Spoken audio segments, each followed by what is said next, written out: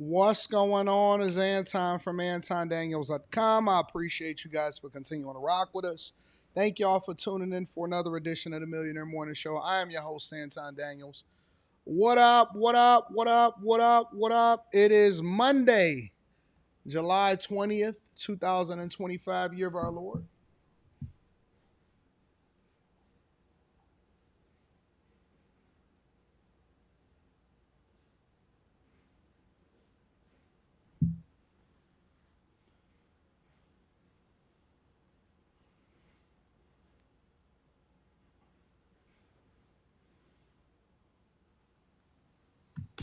What's up, friends?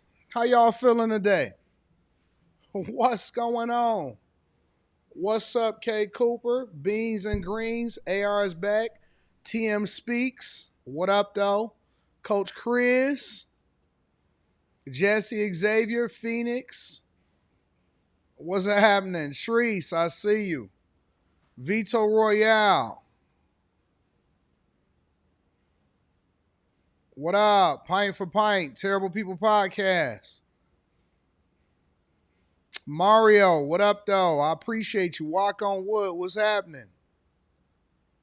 Mimi, I see you. Nutella, what's happening? Miss Helena, what it do? What it do? What it do? What it do? Johnny Mac, your car in the building. A done. Slan sells cars. What's happening, friends? Yo, what up? What up to everybody inside of the chat? I appreciate y'all.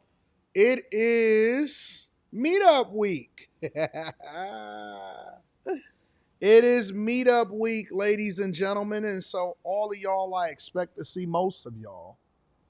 If you're a chaser, anyways. At the very least, if you're a chaser.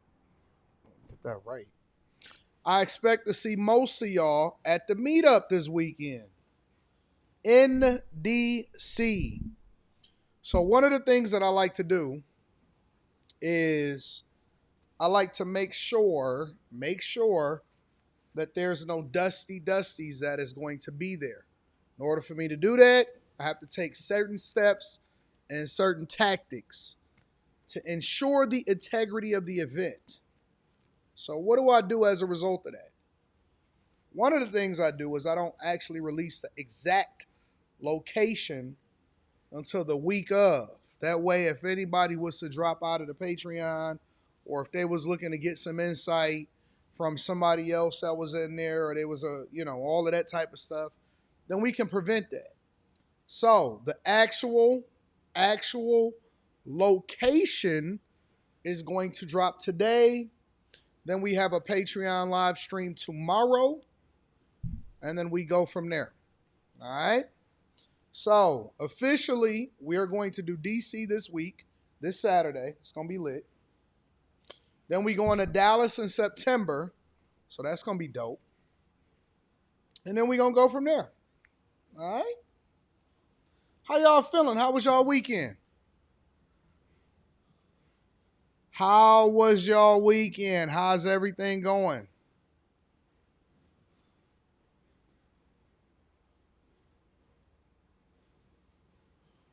For me, it was very interesting. Because I got some of the property taxes. Some of the property taxes came in this week. You know what I'm saying? So lots of those property taxes coming in this week. Got to pay that. Man, I just think that that's highway robbery. I do. I really do think that that's highway robbery. I feel like I'm getting robbed every time that I get property tax bills twice a year. And I just feel like I'm getting robbed every single time. I don't know why. I'm not happy about it, but I just always feel like I'm getting robbed as soon as I start doing and looking at my property taxes. And it somehow, some way, how do we get to the point to where property taxes truly became a thing? Just Just talking in general, just trying to understand it. And then you always try to evaluate what the alternatives are and all of that stuff. But ultimately, what it comes down to, in my opinion, it's all highway robbery, bro. Real talk. I'm not happy about it. I don't think that it's a smart thing to do. And it's just like you can't win for losing, bro. You can't win for losing. The only real way for you to minimize the impact of whatever it is that's going on from a property tax or whether you want to go into a rental or whatever. And that's why I think that whole conversation is silly. When people say, well, should you rent or should you buy a house? It's like, either way, you got to do what's best for you as far as your lifestyle. Because neither one of them is like perfect. Neither one of them is perfect. And it's like, what do you do? What do you do? You know? I'm blessed. I'm very blessed to understand it from a business perspective. But when y'all think about landlords and stuff like that, remember, a portion of the year, a certain portion of the rent payments actually goes towards property taxes. And that don't even include if they got a mortgage or maintenance or any of the other stuff that come along with it. Just gotta hustle, bro. Really, that's what it comes down to. You gotta hustle. And ain't no way around it. You just gotta go and get it, bro. Depends on if you're never moving.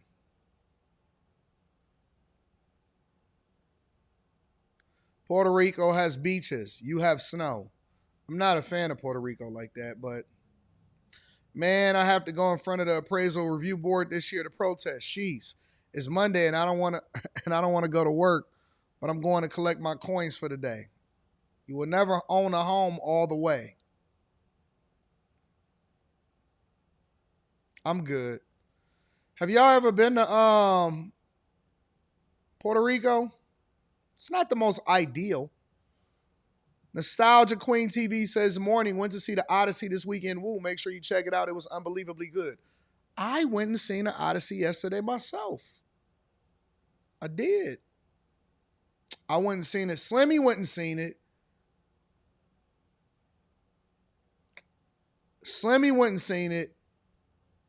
And then Slimmy suggested that I go and see it. So I went and seen it right after when Slimmy went and seen it. Slimmy went and seen it, I think, on Friday. Slimmy went and seen it on Friday, and so I went and seen it later on. And then we went from there, but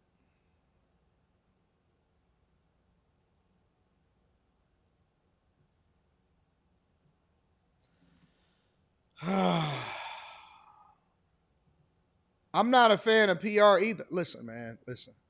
I want to be home.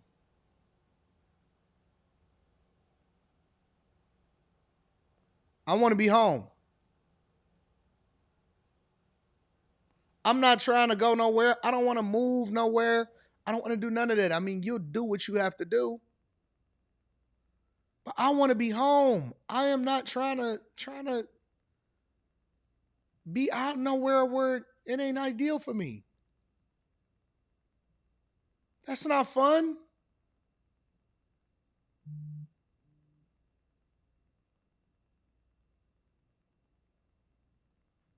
Ain't nobody trying to be out in these streets.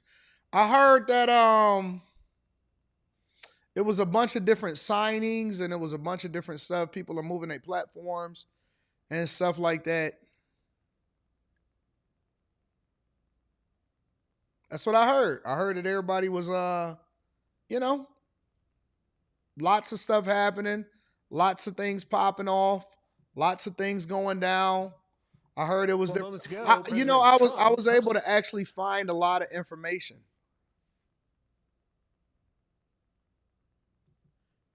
Lots of information on lots of different things. I didn't even know what Playmaker was. Playmaker HQ. Apparently that's the company that all of them are signed to.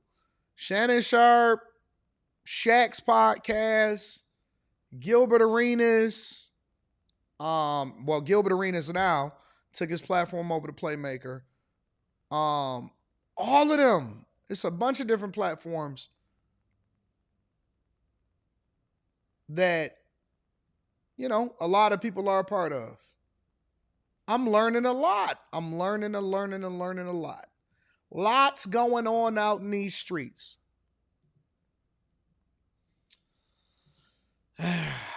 So much to talk about, so much to get into. And you know what else I'm trying to do? I'm trying to minimize my thoughts, if that makes any sense. Trying to minimize my thoughts, trying to mind my business, trying not to get into it. See, Mimi got asked the question. What do you think about that, AD? I think that everybody got to do what they got to do. Is that the politically correct answer? What's up, OG? I think that everybody got to do what's best for them. That's me being politically correct. I think that everybody got to do what's best for them. AD, the album review on Friday was fire. I'm going to check out Icewear Vezo. I might do that more often. Listen, Mimi, I think that everybody has to do what's best for them. How about that? Let me look at this site. What is it called? Playmaker HQ? Playmaker.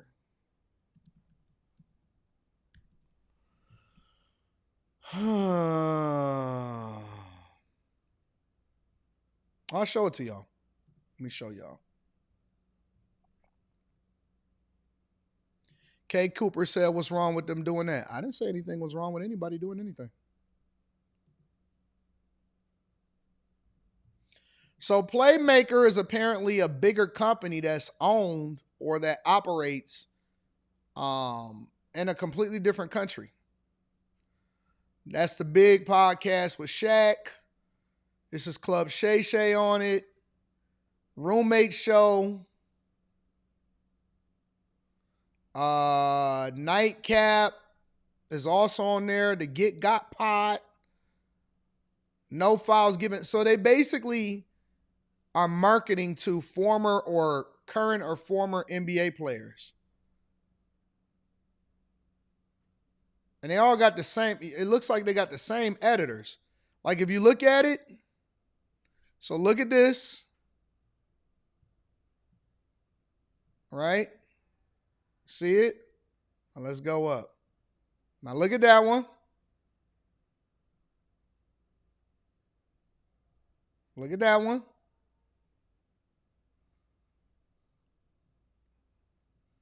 Same editors, it look like, same themes. They may switch up something a little bit, but they all pretty much look the same to me.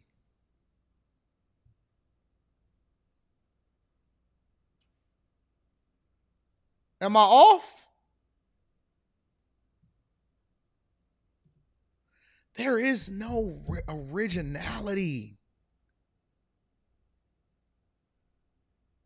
No originality, bro. It's like everything is always getting swallowed up by big business, big markets. And again, I'm not saying that anything is wrong with anything. I think that everybody should get their bag. Apparently, this is where Gil signed to. But I think that everybody can get their bag. Everybody should go and get their deal, what their sponsorships are, whatever. Go and do your thing.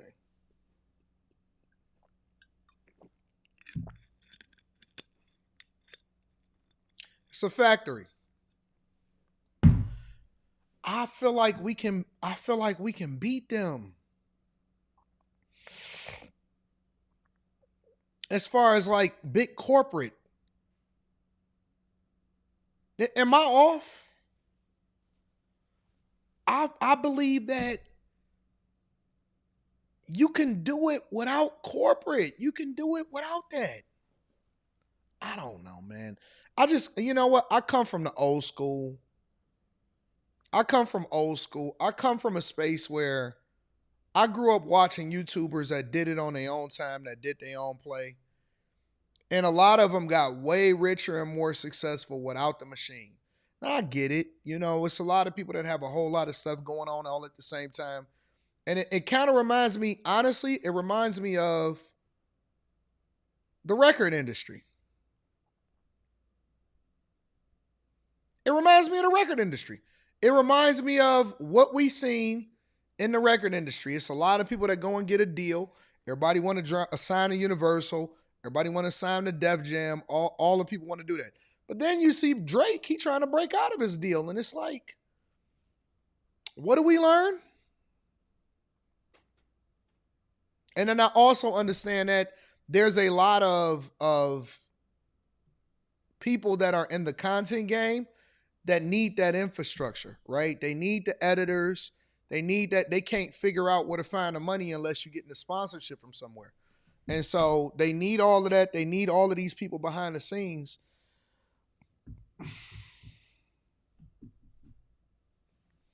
I get these deals on the table on a regular basis, man. And honestly, you know what my number one objective is when I'm looking at these deals that be on the table and these companies and these gambling companies and all of these different platforms that come to me? You know what I be wanting to do? All I want to do is I want to learn. And so my goal is to have enough of a conversation to learn what I need to learn from them without signing to them. I can't, bro. I can't have anybody controlling in any way, shape, or form what I got going. It's not enough to be just about ownership. It's about control. I don't know, man. I don't know, bro. I don't understand. For me, it just don't make sense. But I understand when they do it. I understand. Get your money. Get your money, kings. You know what I'm saying?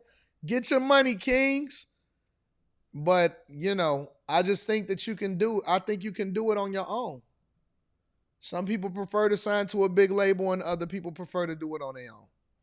So in my heart, in my core, I just be thinking to myself, I can beat these people. I can beat these people. There's no reason why I have to subject myself to what they got going on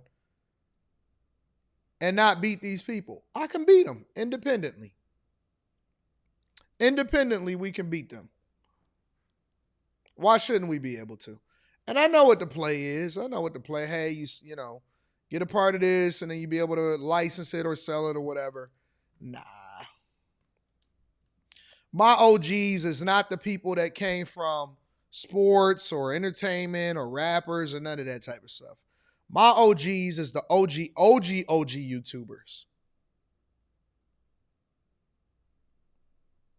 Yeah, I just seen that it dropped. I'm not tripping off of no trailers like that, bro. Cause you know what? The more that you lean into trailers, the Doomsday trailer and all of that, if you watch it, then I would rather be pleasantly surprised than to be disappointed. And after watching the Odyssey, can Marvel really live up to anything that Christopher Nolan is doing?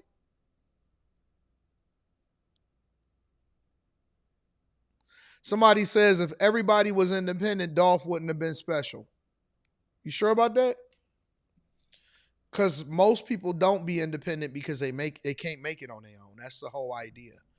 Independence. No, I'm not signed to anybody. Independence means that you got to go and grind and hustle and get it out the mud yourself. That's what independence means. That's true independence is, look, you put up your own money. You get your own staff. You got to grind. You don't need nobody to tell you what to do. You don't have nobody having control over you, and you eat what you kill. That's what independence are. Most people need a machine to push them. Most people need a machine to push them. And then some people realize all they need is themselves and God.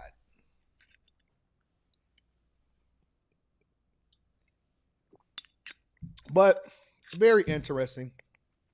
I want to start off with this video I want to start off with this one video before I start to read cash apps and super chats. You know, we always like to start off with somebody saying something and seeing what they got to talk about.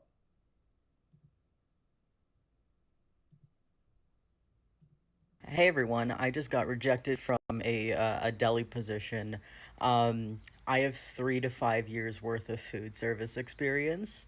I'm getting 3 degrees and a T-cell certification. Um, I know how to make like websites. I've had experience with like museum curation and labeling. I've experienced tutoring, I've experienced teaching, I have experience in title insurance, I have experience in hospitality and tourism. Uh, I speak 4 languages, and that's like conservatively speaking. If I want to get loose with it, I'm conversational proficient in like 5 or 6. Um, why did I get rejected from a deli position? My last job, I was working in a deli, and yeah, so the what's that about? 3 degrees, 4 languages, other certifications, micro certificates, whatnot. Uh, I only have $287 to my name. I don't think it's. See, everyone's like, oh, Gen Z's lazy. Gen Z doesn't want to work. Okay, hire us. Like, clearly we want to work. Clearly we're not lazy. Companies believe that Gen Z doesn't want to work, and because of that belief, I can't afford food. I can't eat. And with my meds that I need to take so that I don't kill myself, I need to eat them with food. And those meds cost $75 a month, and I have $287. So, what's the plan? What's the plan? I was told getting one college degree, that would land you a good job. I'm getting three bachelor's degrees all at once. And I'm getting rejected from the bare fucking minimum jobs. I can't even get a shit job. So what's that about? And to all the people that think this shit is fucking normal and would want to like come in my comments like, oh well, clearly you're doing something wrong, clearly you just need to apply to more jobs, clearly you just need to pick up on more skills or like pick a different industry. Fuck you. Genuinely, go fuck yourself. I was talking with my mom about the job that I just got rejected from.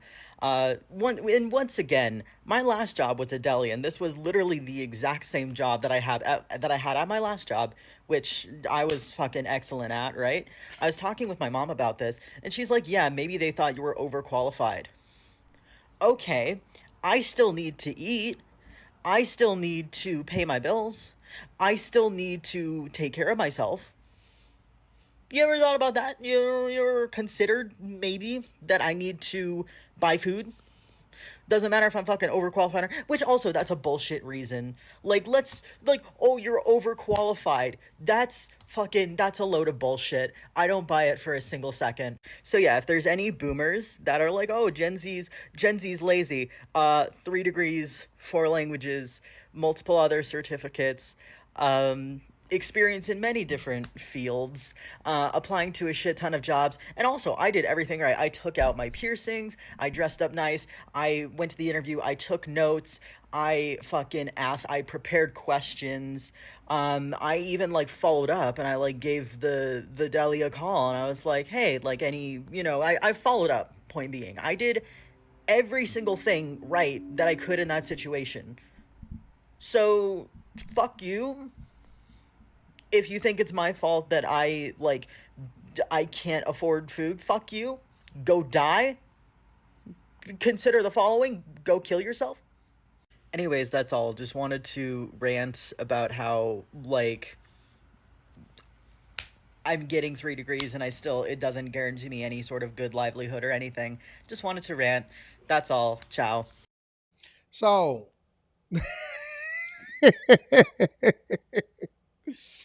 the level of crazy out here never ever ever ceases to amaze me.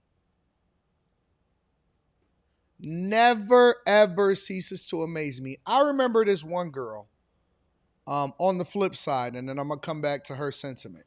I remember this one girl on the flip side that had said that she had got laid off. And I thought, I'm like, oh man, that's messed up. But she had such an incredible attitude. She had such an amazing disposition. And she was just like, yo, yep, I got laid off. Yup, everything is wrong, but it's okay because I'm going to make it and everything is going to be great and all of this other stuff, right? And I'm like, dang, she got the right attitude. She got the right disposition. You know, she seems like a cool person. And so I did a reaction video to her. And I wanted to, just get some insight on, give some advice on how she could be more successful and all of this other type of stuff or whatever. And she came back immediately, probably less than a couple weeks after I did that reaction video. And she was just like, yo, I'm great. Thank you, Anton. It was a bunch of people that actually seen your video. I'm actually looking for it in my DMs right now. She said it's a bunch of people that actually, executives that watch your content, that seen your video,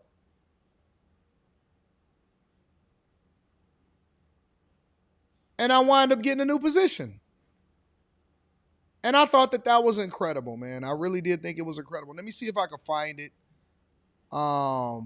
Give me a second.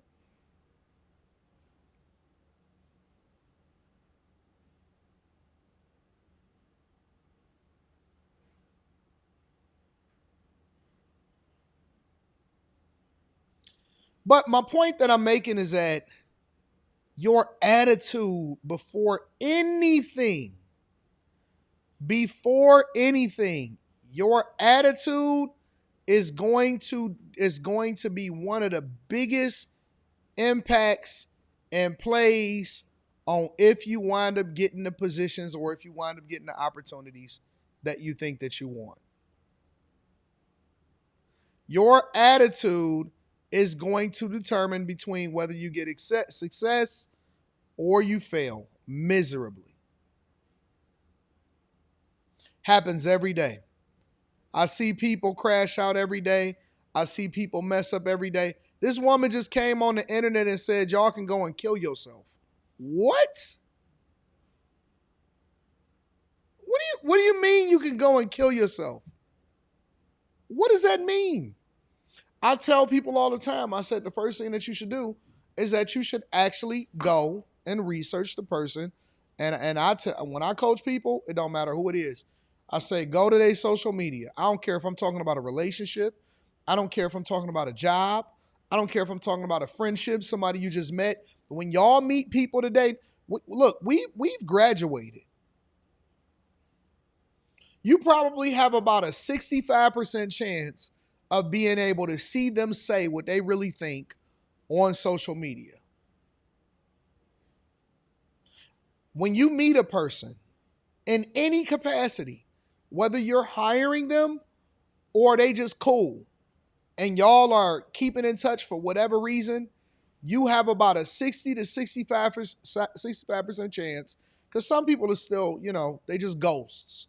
They just creepers. They'll go and check out other people's stuff, or they just like to check out and react to stuff, but they don't necessarily say anything themselves. But you have about a 60 to 65% chance to go and see who somebody really is in real life on social media. Every single time. I wouldn't even hire somebody until I went over and seen if they was on a social media, they had a social media presence and they were saying something crazy or they were saying something otherwise.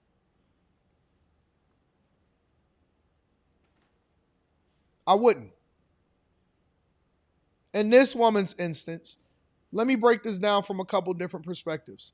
The first thing is, what if somebody that they were interviewing were better than you? Why do we think that just because we don't get the position that it's something against us? Man, I used to see this from the culture. I used to see this from black culture, where black culture used to be mad and say, oh, they didn't get hired because it was racist. Now we see liberals. Now we see people with these crazy piercings.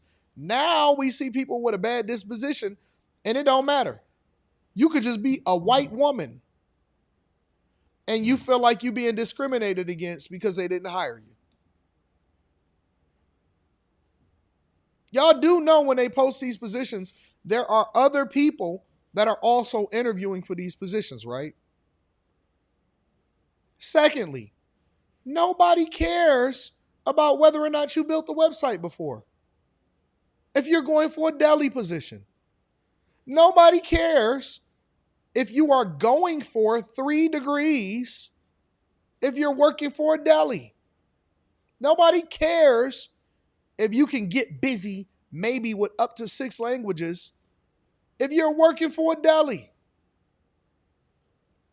I would think that this would be common knowledge. If y'all are posting for a position or you're trying to get a specific type of job, you need to tailor your resume or whatever it is that you do towards that position. Because sometimes, even if you're going for that position, and let's say you're overly qualified for the position, they don't want you because they don't believe that you're going to be there for any particular amount of time. What companies and what small businesses are trying to do is vet for the best position, best candidate for the position. What does that mean? That means this person over here could have 7 degrees, and this person over here could have 1 degree. And then this other person in the middle could have no degree. But first thing I want to know is, what are your degree in? Second thing I want to know is, what's your capacity? Third thing I want to know is, what's the goal? This person right here may have more customer service experience, and they may be nicer. And they may be a girl, and I may prefer a girl over a guy, and I'm not necessarily discriminating against the guy, but I may prefer the woman because she's easier to look at on the eyes when you're talking about a retail position, and she might have the right disposition. What if both of y'all came in at the same time, and the other person just so happened to have a better attitude, and they cuter than you? And they're cuter than you. What if the job thinks that you don't have any stability and you're going to be leaving within the next 2 months, and they don't want to continue to hire and train people over and over again? And then you make it about you. You make it, I got $287 to my name. I'm sorry. Whose fault is that? Whose fault is that? That has nothing to do with the job. They should hire me because why can't I get a job? It's not that we don't want to work, it's that y'all not hiring us. So you're going to bully me into hiring you on a position. No, you don't show that you can add value. You're not trying to show, hey, listen, this is what I specifically bring into the position. And I tell y'all all the time, it's just like a regular relationship. Well, what does that mean? When you go into a job, similarly to how you're trying to convince a person that you're good to date, you have to show where the value add is. Because I'm going to be honest with y'all, that cuteness junk go out the window when you're 20. I mean, it's a factor. But if you cute with a bad attitude, I don't really want to talk to you. I don't want to be around you. I don't want to have you in my circle as a part of my network. No, you're missing it. It's some incredibly pretty women with horrible stank attitudes that people be like, that's a headache. I don't want to be bothered with that. I'm straight. It's some incredibly cute people that the minute that you talk to them, they'll say some stuff and it's like, nah, for the streets. That's not relationship material. That's just something nice to look at the time. Or you can find out her work history. And when I say her work history, I mean her work history. And you're like, it's not something I want to take home to mama. And so it doesn't matter how cute you are in that instance. That may be a bad do for you because we just not going in the same direction. It's not ideal. And it's the same thing when it comes to a regular job, right? We looking for the best fit. Listen, I've combed over tens of resumes when it came to different positions that I wanted for this. And you know what I wound up going with? The people that demonstrate to me that they are more effectively able to do the job better than everybody else. Because you can have all the degrees in the world, right? And that's cool. I don't have no problem with that. But how does that translate into what we trying to do here? Do I have to train you? Do I got to babysit you? Are you looking to work from home 100% of the time? Are you here? Can you work by yourself? What does your social media presence look like? Do you already have a job? Is this going to be a second job? Can I hit you up at 4 o'clock in the morning on a Sunday morning, Saturday morning to say, hey man, we need to get this popping? Because if you don't, and there's somebody else that's better for the position, then I'm going to pick them. And just because you have a degree doesn't necessarily mean that it translates well to what we are doing over here. And then people will throw around this whole degree thing with no specialty. A degree in what? I see 1,000 videos, and people do it on purpose. I see 1,000 videos all the time, and people say stuff like, yeah, man, I got a degree, or I got a master's, or I got this, and I got this, whatever. And what? Underwater basket weaving? This is a software engineering position. What degree do you have? Marketing? That's not what we're looking for. I'm sorry. Have a nice day. Y'all think that just because you get a degree that means something. And some people only get multiple different degrees because they try to avoid student loan payments. And so they forever students because they don't want to actually have to start paying on their student loans.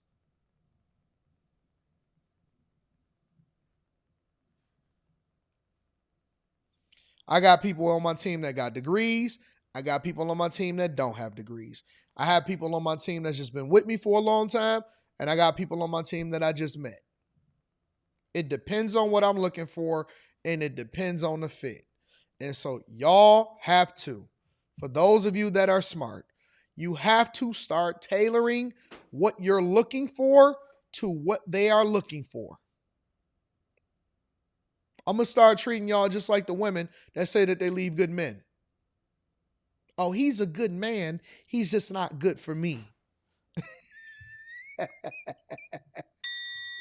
Oh, he's a good... Listen, ladies. And then the guys be like, what? Yeah. You're a great candidate. You're just not good for this position. Oh, no, you a phenomenal woman. You're not tailored to what I'm trying to do. You're going to need a lot of attention, a lot of maintenance. You're going to need somebody to want to babysit you a lot of times. I'm not that type of person. I am the type of person that need a girl and women and people and employees around him that know how to take care of themselves. And the only thing that they need is the enablement. They need the ability to go out there and get it on their own. I'm not going to babysit you. I don't do stand-ups in the morning. I'm not that type of person. If you're not the type of woman that knows how to exist without me, while at the same time knowing how to have a good time when you're with me, then it's not ideal. It's not ideal. I see women a lot of times that I be thinking to myself, oh, she's unaffordable. And I ain't even just talking about for me. I'm talking about for the majority of my crew. And we make a whole lot of money. But there's some women, you be like, you know what? I like doing for people. I'm a very generous person, but this person seems a little bit more demanding. A little too high maintenance for my taste. Nah.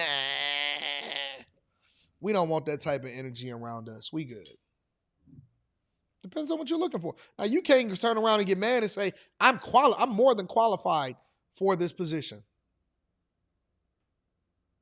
Oh, okay.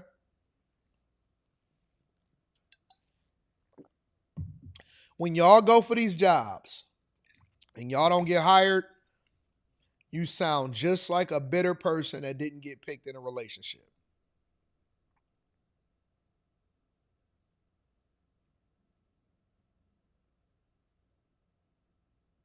When you don't get hired for a job, you sound like a person that is bitter that didn't get picked for a relationship. It's you sound just like them. And the employer be thinking like, woo, dodge the bullet on that one. Dodge the bullet on that one. Make sure you guys hit a like for the algorithm. Subscribe to the channel and turn on your notifications. Man, it's going to be a great week. I'm trying to preserve my voice so that I could be doing my thing at the meetup. Let me read some of these cash apps and super chats from the people that hold me down on a daily basis. Shout out to my dog, Mike that dude. I appreciate you, Mike that dude, for holding me down. Thank you, my friend. Yeah. Appreciate you, big dog. Sly White. Sly says, years ago, a work colleague explained you can't expect anyone to work as hard as you do. Bro, you are on another level. You are the Kraken. Shout out to my dog, Sly White. What up, Sly? Chris Cunningham in the building says, AD. Five, what's your top four? Five, I'm going with Larry. It was better than Bezo. Me. AD, can I retract my statement? AD. Five, God got us. It's not the song for Larry. Yo, Friday was so funny. I live streamed for like 6 hours. I kept the people popping. Bad Habit says 3 degrees, 4 certs, and they still aren't intelligent enough to understand the problem. Book smart, street stupid. AR is back, says liberal. AR may have had sympathy for him. Liberal AD may have. Nah, I wouldn't have. Listen, y'all don't really understand. Liberal AD was corporate AD. Liberal Anton adjusted to the environment at the time in order to make sure that I ran up a bag. Liberal Anton was non-threatening. Liberal Anton was corporate culture. Liberal Anton adjusted to the environment that we were in. But make no mistake about it. Anton is Anton regardless of how I had presented myself on the camera or in corporate America. Take that to mean what you want it to mean. If y'all not smart enough to adjust to make sure that you get the bag, then that's a you problem. That's not a me problem. Listen. Y'all get on social media and y'all show y'all tail. Y'all show y'all tail feather and y'all jump out the window. And the same lesson I'm telling y'all today with these people that jump on social media and they crash out is the same way that I'm telling y'all that y'all need to adjust right now. You cannot, under any circumstance, y'all know why y'all don't get some of these jobs that y'all need? It's because you're not a cultural fit. You don't fit. You don't know how to be what you need to be to get to the bag that you want. And so what you so busy doing is thinking that your perspective or your position on life or on issues is supposed to translate across the board. No. You're supposed to do what you got to do to feed your family.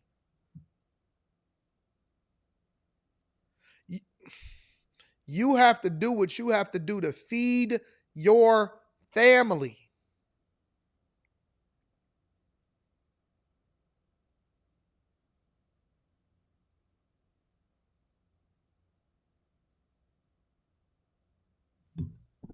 Take that to mean what y'all want it to mean. But when I got home, Jay Dreamer says, that's not always true, AD. I got hired on Spectrum.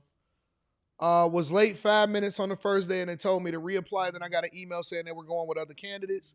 More qualified, but got 20 years of customer service. Wait a minute. That's not true. That's not always true, AD. I got hired on Spectrum.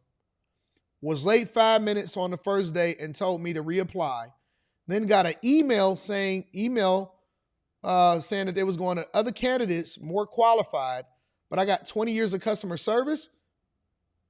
You was late.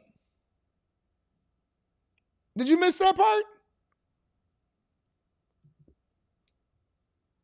Listen. Some jobs tell you what they need to tell you to get you out the door. On the first day, you were late.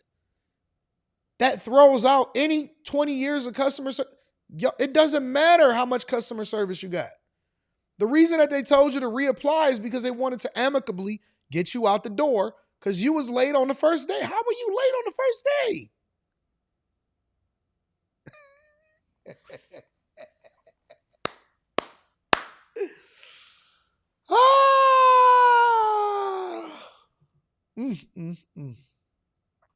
Chris Park says, morning, sir. Hoping you still have capacity to make a Patreon video. I am. I'm working on it.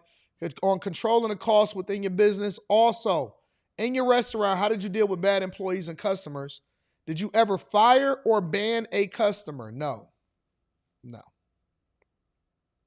But I did direct somebody else to fire somebody because they were the ones that had the problem, right? So they would come to me and they say, hey, man, I don't know what to do with this person or whatever.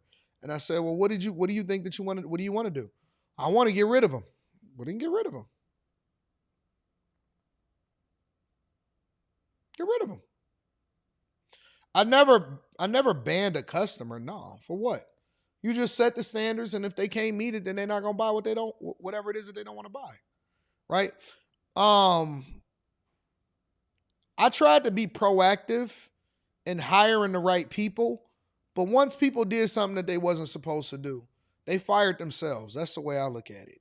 Like when I caught somebody stealing, that's not me firing them. That's them firing themselves, in my opinion, because you forced my hand. I always felt like I can work with most people. I just need to put you in the right position, put you in the right situation, or I'm going to nag you out. And what nagging a personality is basically discouraging them from continuing to participate. I want you to quit. Either shape up or ship out. Courtney Yeager says, my dog, where am I sitting on the 1-to-1 list? You there? You coming up soon? I promise you coming up soon. Real talk. I locked my keys in the car. That's why I was late. Bro, listen. Jay Dreamer.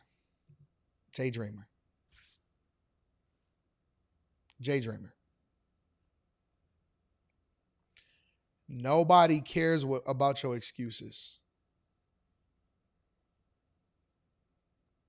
Nobody cares if the dog ate your homework.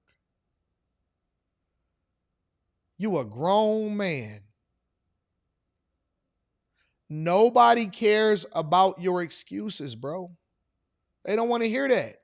You know how many times I get an excuse every second? But I locked my keys in the car. Don't care. No excuses. Whenever I got a brand new job, bro, do you know I was up an hour earlier than I would normally take to get there? That I already had my clothes, my keys, everything set out like it was my first day of school. You know, I was already there early to beat the traffic, to make sure that I wouldn't have no problems whatsoever, that I would make sure that I was ahead of time just in case I had any kind of problem or even if I got a flat tire. I wasn't missing I wasn't going to be late. I was going to be a half hour early. There is no job that I started that I was not at least a half hour early to the job and to the position. And I cannot tell you how many people I've seen walking in the orientation. I remember when I got my position at Comerica. And when you get hired in the corporate America, a lot of times, all of y'all come in as a part of the same class, even though you may have a different position. So you got an executive in there, you got engineers in there, you have customer service agents in there, you have janitors in there. They're all a part of the same class, the same orientation class, and then they break out and they do different things, right? But they all part of the same class because we all going through the same hiring process with human resources, right? And so they go through the employee handbook, and if you get benefits, and they separate the hourly, whatever to this, but you all come in as a part of the same class. Cannot tell you how many times I'm sitting there. I'm 45 minutes early, but I'm sitting in the car because, I'm waiting till I get, till at least a little bit within a half hour, but I'm there ahead of time. Because anytime you 15 minutes, if you there 5 minutes before, in my opinion, you late. I cannot tell you how many people I've seen come in disheveled, shirt untucked, running in at the very last minute or just a couple minutes late. And they like, got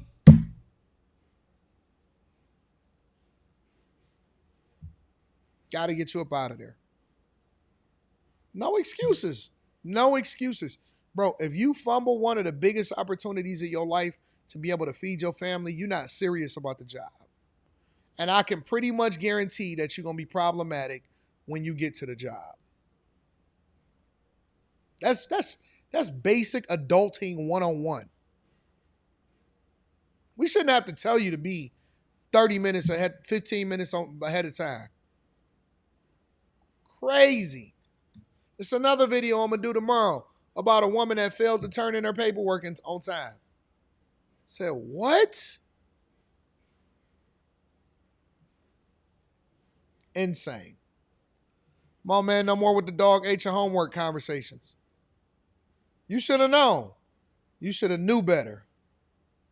Somebody says to avoid this, work for yourself. No. You still have to do it. When you go out to service somebody, right? You can't show up when you want to. You gotta be there. If that's in that situation, you gotta be more on time.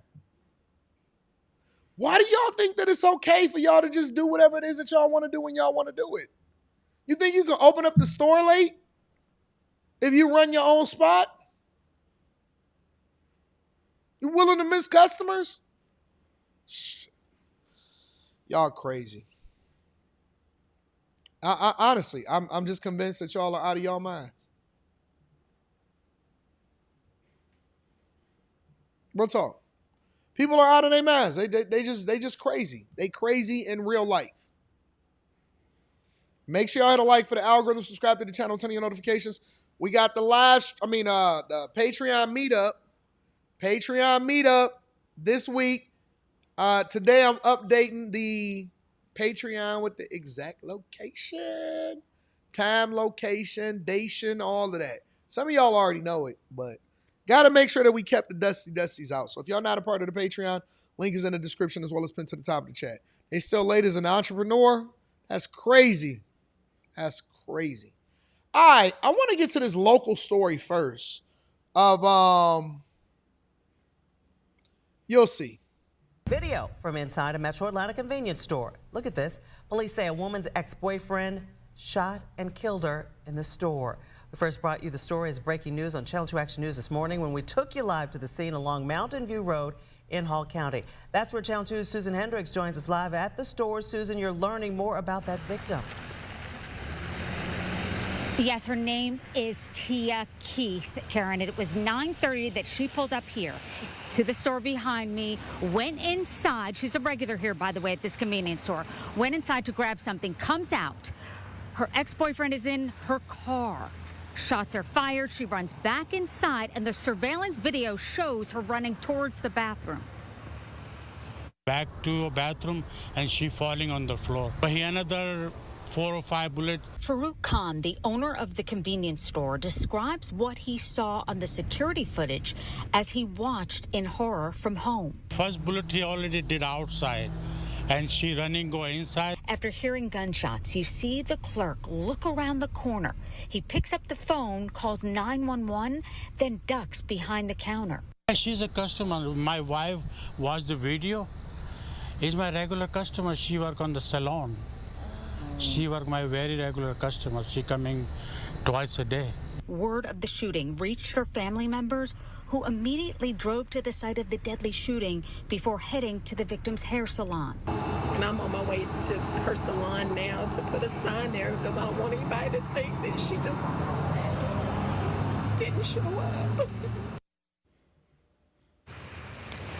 Coming up at Channel 2 Action News at 6, you will hear more from Tia Keith's first cousin, Charlotte, who you saw there.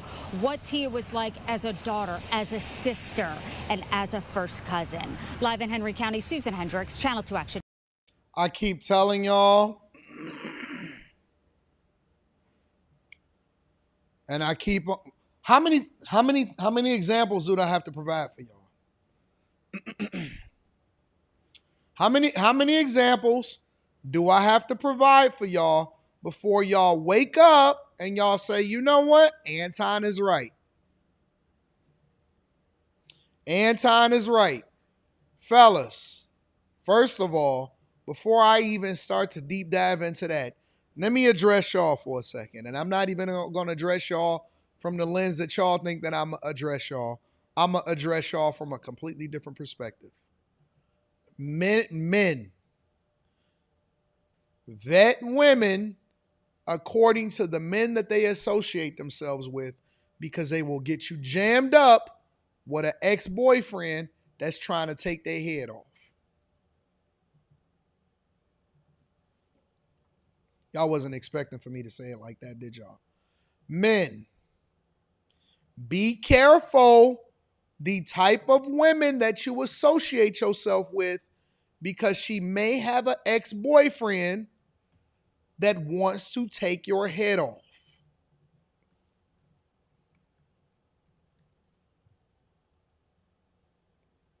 I don't think that anybody should lose their life. Let me start there. Prayers up for the family. Prayers up for her. If she had any daughter or anything like that, we feel for you. We hope that everybody, you know what I'm saying, get themselves together and all of that. Now that we got the pleasantries out of the way, why do y'all continue to associate yourself with people that don't have your best interests at heart?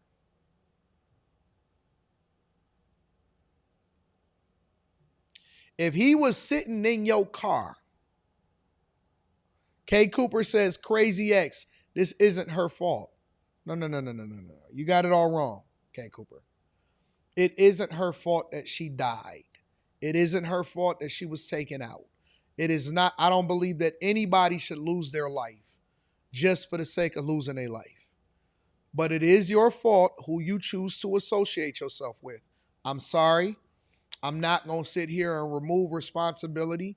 Whenever you see somebody that you're not supposed to be with, or you decide to associate, we laugh at the song all the time. Where all my scamming at? Show me that go, y'all back. Spinach. No. You wanted to associate yourself with him. I see videos a lot of times of women saying, oh, these square guys is just scared of they scared of the dudes in the hood. Let me see if I can pull that up real quick. Hold on.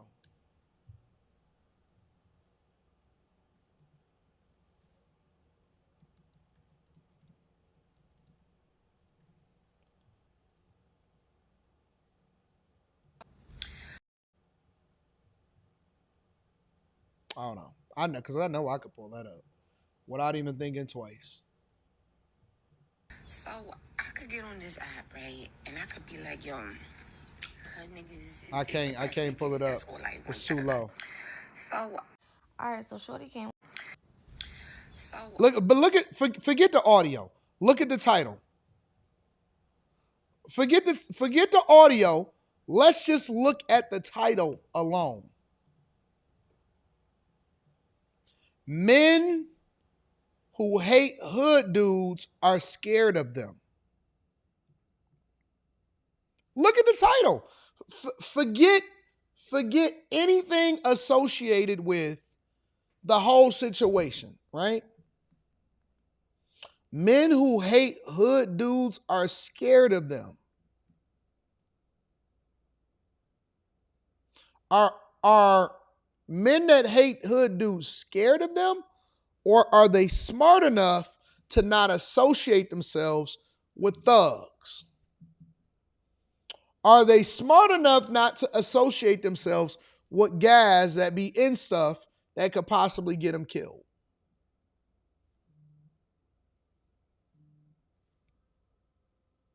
I don't even have to play it. So now, K. Cooper, the question that you have to ask yourself is, why are people like this associating with people like that? And then they'll sit there and act confused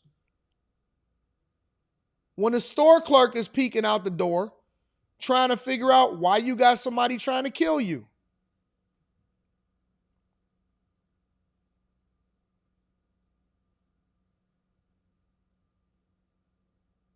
Y'all want to associate yourselves with chicks that got crazy baby daddies and junk. Keep on acting like, nah, man, I'm gonna be that kid, Pappy. Man, you don't know nothing about them. You don't know nothing about what they got going on. You don't know nothing. You don't know nothing about her. But you just automatically associating yourself with her. Why? Why? Because she cute? You don't know nothing about her. You don't know what her history is. You don't know what her ex-boyfriend is like. You don't know nothing. And these girls continue to associate themselves with dudes that shouldn't even be associated with. In Hall County, we're getting a look at the surveillance video of a shooting in a convenience store. Investigators say a woman was shot and killed last night by her former live-in boyfriend. Fox 5's Denise Deli. And then, y'all want to be Captain Save 'em. That's the other part of it. Look at this dude. This dude is running in like a madman. By her former live-in boyfriend. Fox 5's she had a live-in boyfriend. If you, Jesus, Lord have mercy.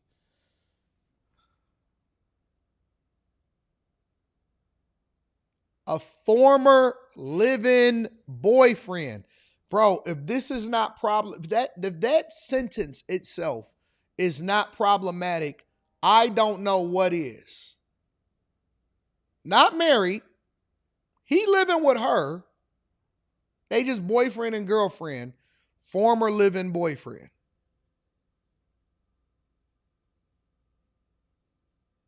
Look at this dude. I don't even think he ain't got no pants on. He chasing her with Air Max 95s on. No face cover, no nothing. He just running in and shooting. You telling me you didn't know that he was crazy before you started associating yourself with him? You didn't know that he was nuts? You didn't know he was insane? You didn't know he was crazy? And again, I'm not victim blaming. I don't believe that anybody should lose their life over no stupid stuff, and I think he need to be put under the jail. Under the jail, they need to bury. I don't even think they need to bury him. I think he needs to get the death penalty. If this happens under any circumstance, I believe that they should automatically get the death penalty. They should be looked at the same way as an assassin. Look at him as the same way as a person that tries to kill a politician, all of that. So we're not removing him. But what I do want to use this as a teachable moment. I want to use this as a teachable moment and say, listen, stop associating yourself with men you shouldn't be a part of. Where y'all fathers at? Where y'all community at? Where's the people that help you vet these people out to prevent them from being in y'all lives in the first place? How come y'all don't have no men in y'all life, no uncles, where y'all bring them? Man, anytime my cousins brought some dudes around or something like that, my mother couldn't get remarried until we met the dude and we seen him on a regular basis. Hey, we treated her the same way that parents treat the young people when they first get involved with somebody. We told her, we said, bring them to a family function. Bring him to a family function. You want to know how I met him? You want to know how I met him? I'm going to keep it 100 with you. The first time that I met him, I said, bring him to the restaurant because I own my own restaurant. I said, bring him to the restaurant. I need to have a conversation with him. I want to pick his brain real quick. My mom said, okay. My mother couldn't go on a date with a dude that she wound up marrying. Could not go out with a dude that kept coming up there. Hey, I said, who is this dude? Y'all know him? I'm looking at the camera. Who is this guy that keep on coming up there buying all of the peach cobbler? Real talk. I said, who is this guy that keep coming up here buying all of this peach cobbler? You don't believe me? I said, you know me. I'm good for about 5 phone calls a week.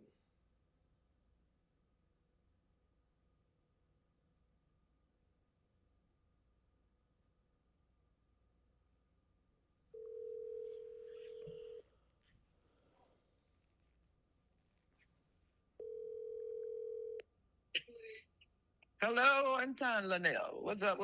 Hey, babe, I got a quick question. I'm on the live. Oh, hello, live. What's up? Do you remember how did I meet Craig? At the restaurant. Yeah, he came into the restaurant, and actually, I think y'all met him before I did. Oh, am I right? Yeah, probably. And then what was the first time I ever had a conversation with him?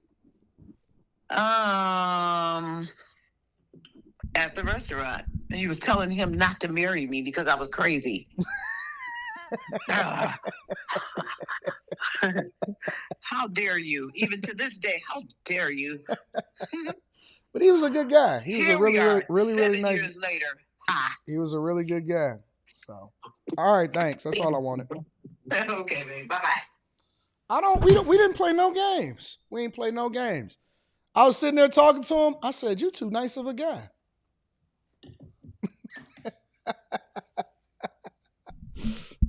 Hey, listen. My stories be crazy, but they be true. My stories be crazy, but they be true. I be trying to save y'all from yourselves against my own family members. My mom was sitting there. I said, man, what are you doing? I said, what are you doing? He said, I just want to take her. I said, listen, go out, have a good time. Y'all older, y'all be good kids. I said, don't marry her though.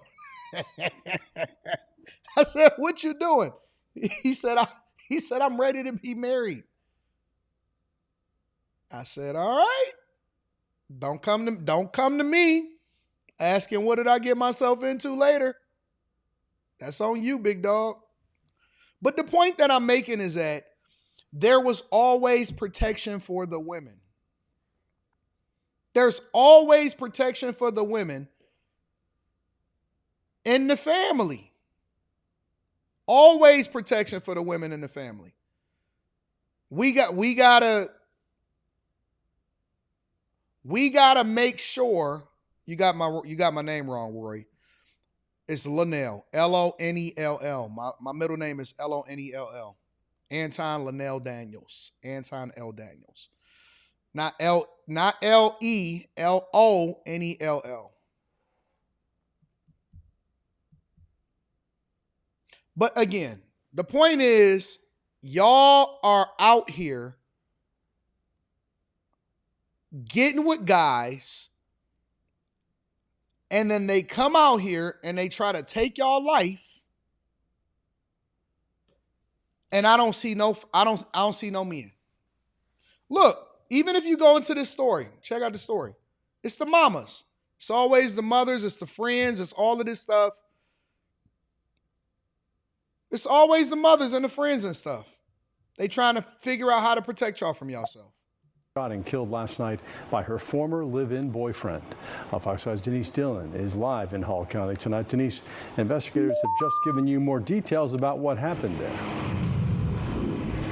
Yeah, that's right. Investigators tell me that a woman had stopped at the store to buy something, and when she came out, her former boyfriend was in the passenger seat of her car and shot her multiple times. She managed to get out of the car and run back into the store. Surveillance video from the convenience store on Mountain View Road in Hall County shows a woman running into the store. A second later, a man with a gun bursts in and starts shooting. The owner of the store says the woman was initially shot in the parking lot. I think already shot one outside, then she running on the store, and he's following on the shot you once and had to make sure you was dead. Hall County Sheriff's investigators say Tia Keith's former boyfriend initially shot her after jumping into the passenger seat of her car that was parked outside the store. Tia ran into the store to escape, but the man went after her, shooting her multiple times. Investigators say he then left in her car. They have not released his name, but family members say Tia had a boyfriend who she was trying to break up with. She was in a relationship that she was trying to exit from. I want to tell women out there who are in relationships and they're not healthy to get away. Let me tell you, and then now they're going to try to make it seem like, and this is going to be the narrative, this is going to be the think piece on social media. Oh my God, these centermen, they're all bad. If you ever try to break up with them, especially black men, they're going to chase you down out of your car and kill you like they did to you. No, we not. No, we not. We're good. We're non-threatening. We don't have issues. We don't have problems. We straight. Like, no, everybody not in this situation. Nope. But they're going to do it. I'm telling you, they're going to do think pieces, and it's going to be, oh my God, these men are killing women. Not men that are not supposed to be with you are taking out women that you shouldn't have ever been with in the first place. Not the hood dudes. It's going to be men are killing women. All men are killing women.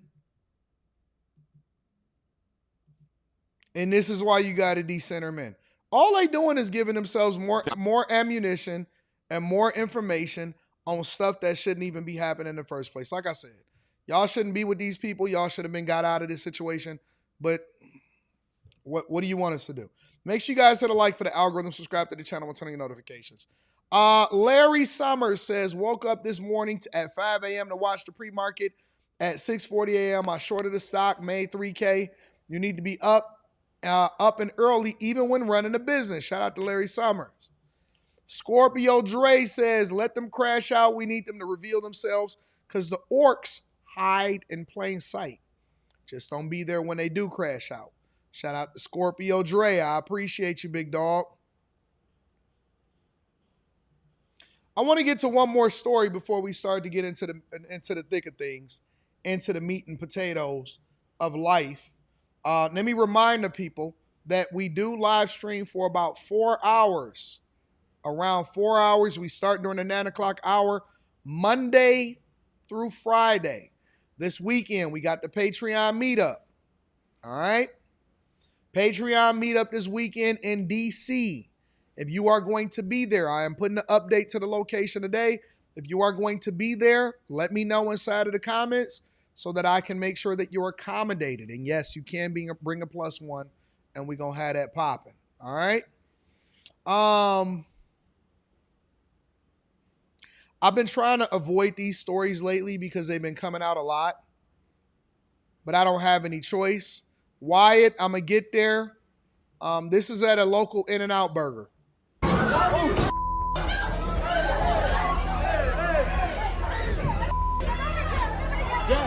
Get out of here, bro. Out the door now, let's go. Out the door now, let's go. Now I wanna go back and show y'all one of the things. There's a devastating monsoon happening outside. The customers are taking cover during a monsoon outside. Nope, this is not Chicago. Nope, not Los Angeles, not Detroit, not New York, not Atlanta, Arizona.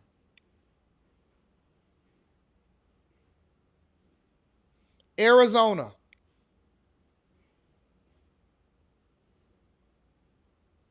Now look at the difference between the white people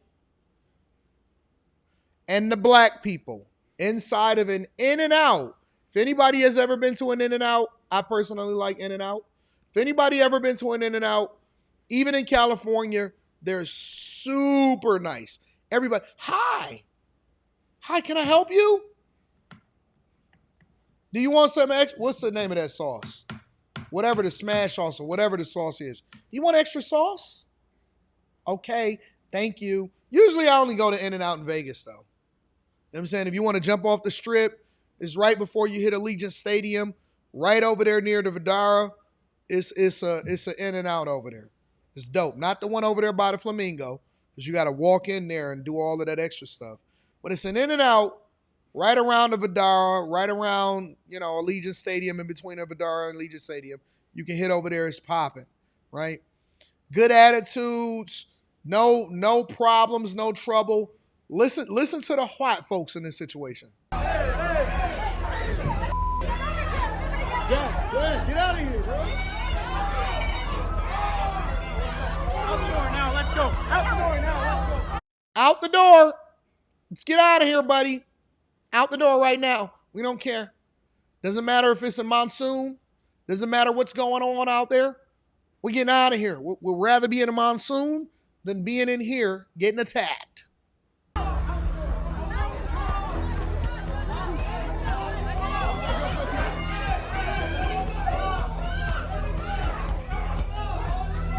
Why are y'all fighting during the monsoon?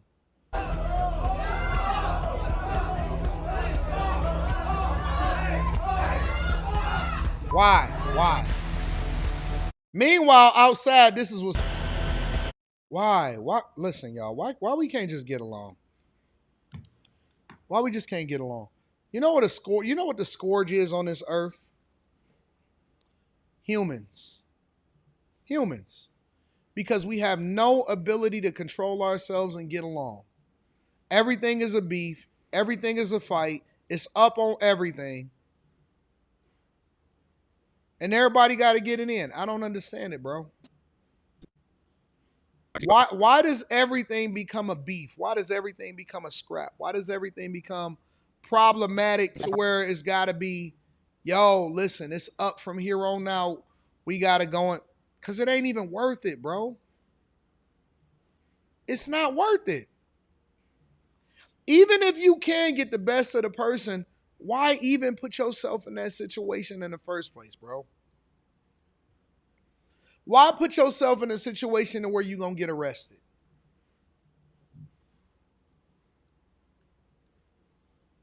I don't get it. I don't understand it, bro. Place where the wash does make a pretty significant turn just to the south of. I didn't even know that y'all had monsoons in Arizona. I thought y'all was out of water. Yeah, buddy.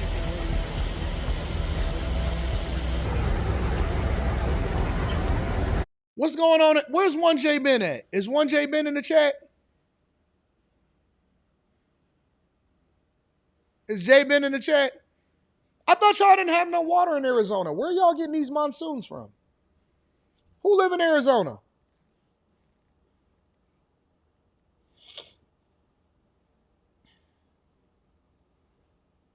Who live in Arizona?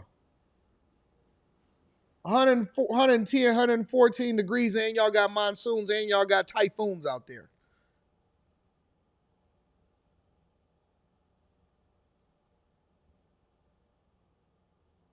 Phoenix is at 105. I don't understand why y'all want to move to Arizona, bro.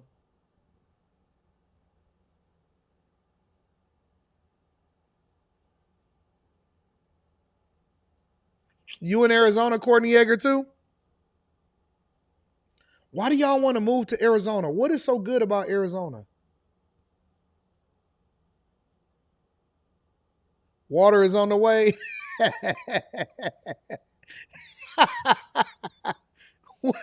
Why? Why do people like Arizona? I don't understand Arizona, bro. I don't get it. Why do y'all rock with Arizona?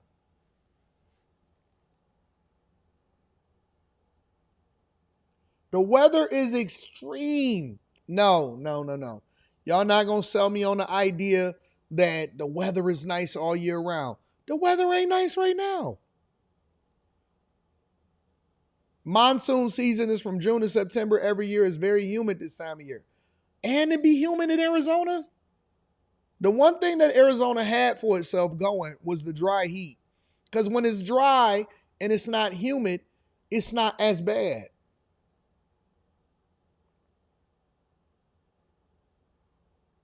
Y'all be having water problems. I didn't even know that y'all had monsoons. Y'all got YNs out there too. And you know what else? You know what else is problematic about Arizona? Is that it's a lot of retirement communities.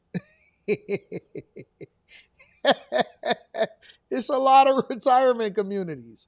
It's a lot of older people that went out there because they retiring. They running out of money. A lot of them is just on Social Security because they outlived the money that they had put up.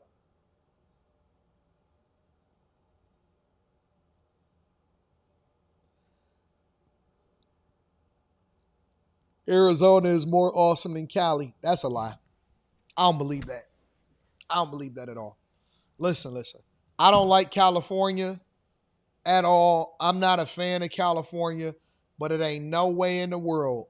Because California is a big place, right? It's not just Los Angeles. It's not just, you know what I'm saying, Oakland. No. California is massive. Ain't no way in the world you gonna tell me that Arizona is better than it never rains in Southern California. No. It ain't better than California weather-wise. Not at all. It may be better ran as far as like, and it's a swing state. Isn't Arizona a swing state?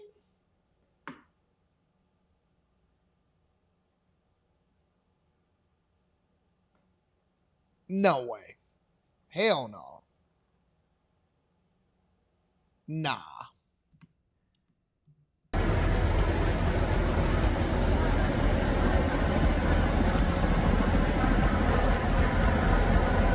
You got y'all getting rescued out of y'all Beatles?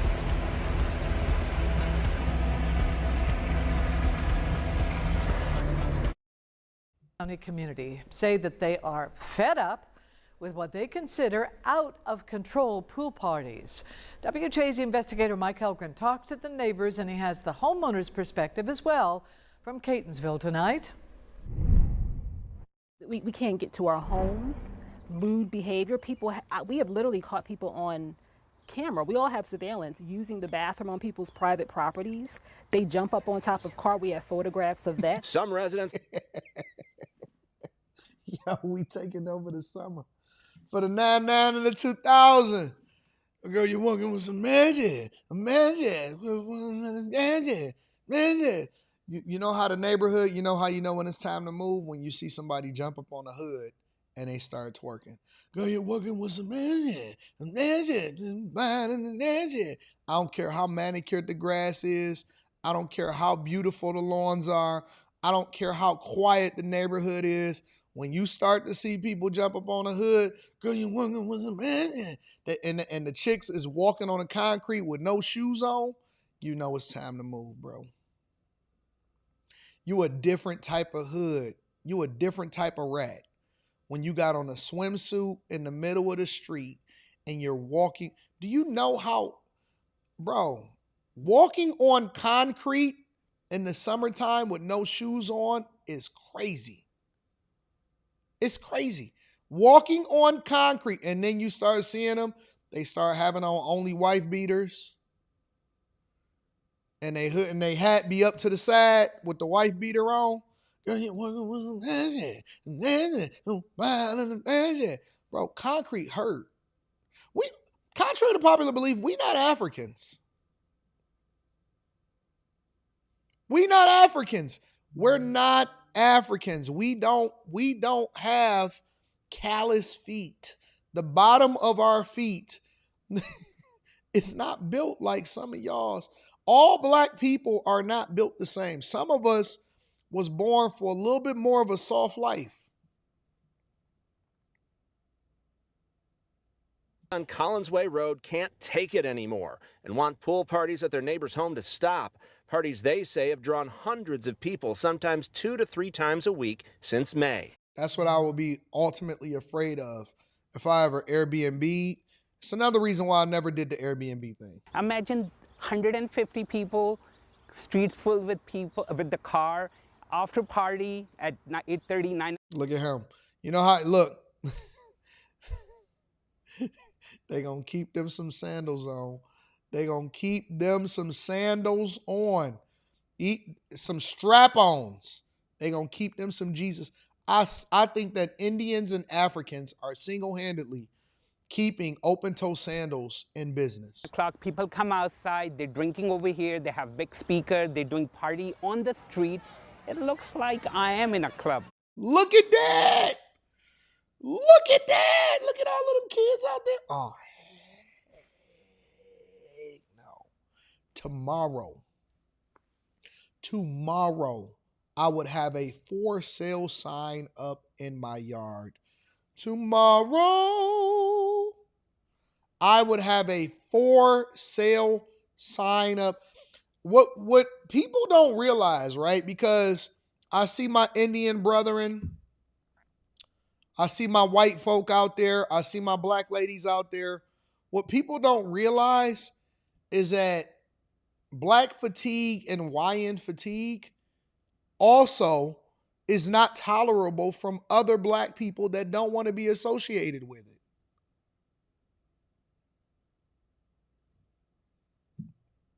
Black fatigue. Respectable black people be looking like, oh man, we don't like it. Anybody that is respectable in society, no matter what your demographic is, do not like ghetto. And the worst part about it is that if you're a black person, then they expect for you to understand it. Oh man, I know you get it. You be looking like, no.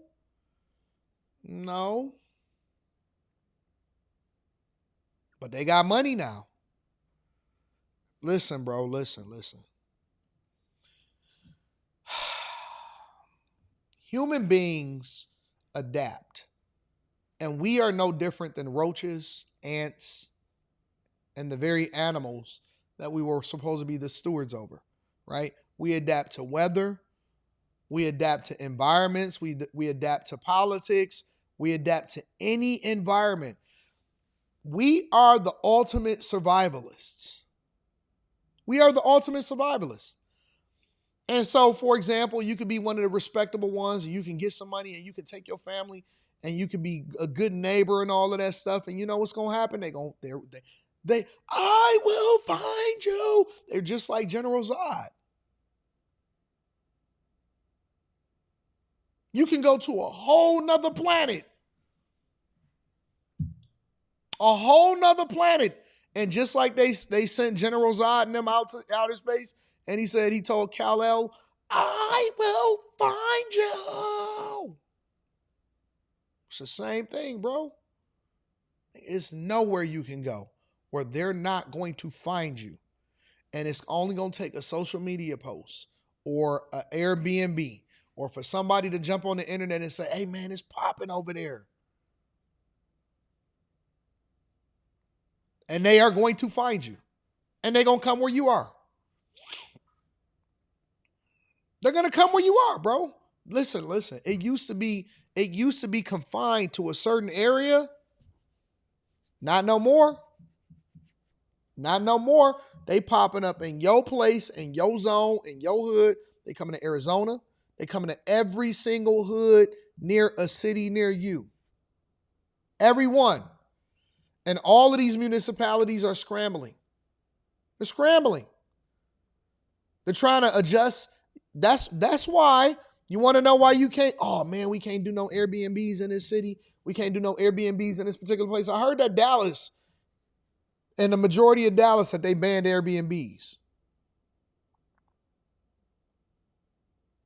I heard that they did. You know why they did? Because people were coming in and they were destroying neighborhoods and they were having so then the counties, the municipalities, they put more restrictions. Hey, no partying after 7 p.m. You start to see all of these rules up. If you go into a place and you see a whole bunch of rules, quiet after 7 p.m., no Airbnb rentals, all of this type of stuff, it's because of the environment and the culture has invaded.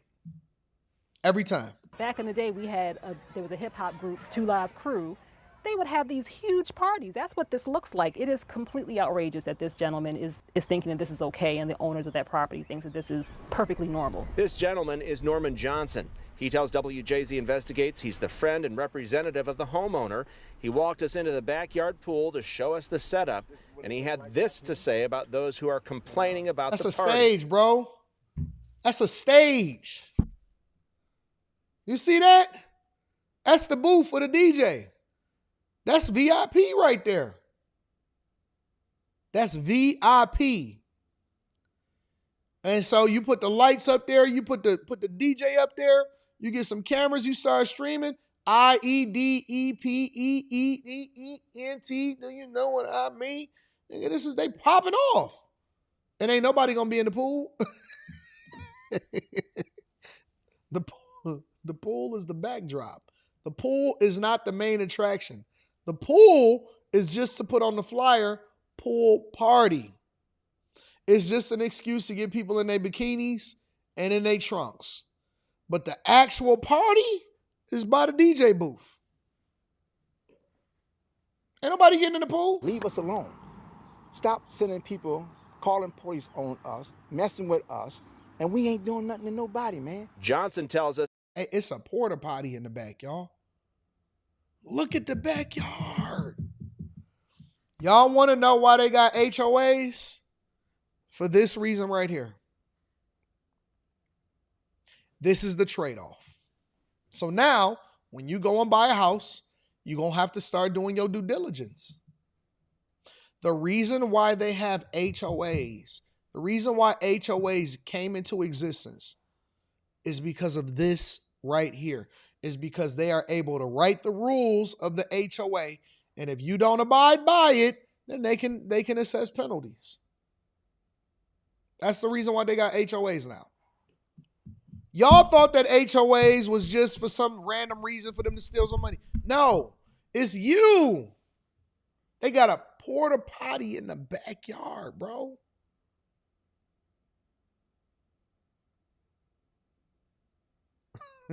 He said, I'm hating. Bringing down the property values. They got the look, y'all not looking at all of the context clues. Multiple trash cans is a red flag. If they have 3 or more trash cans, you know, the big trash cans, the city-owned trash cans, where they had to take one from another property, if they have 3 or more trash cans, that's the first red flag. Porta potty is the major red flag right there. And if you see caution tape in the neighborhood, and they're not laying concrete, look at the caution tape right there along the right-hand side.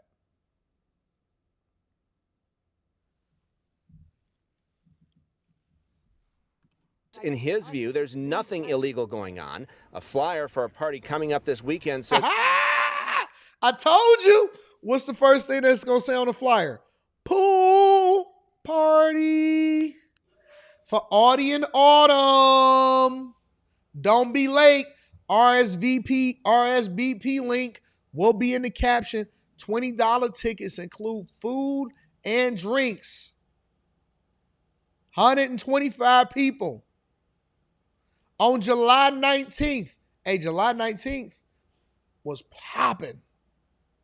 Security is going to be on deck. It says security on deck.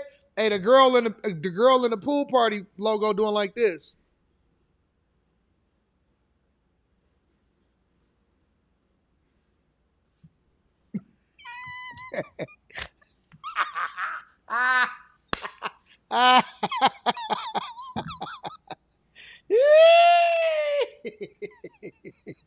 Hey, pool party. Hey, look at the red cup in the bottom in the flamingo.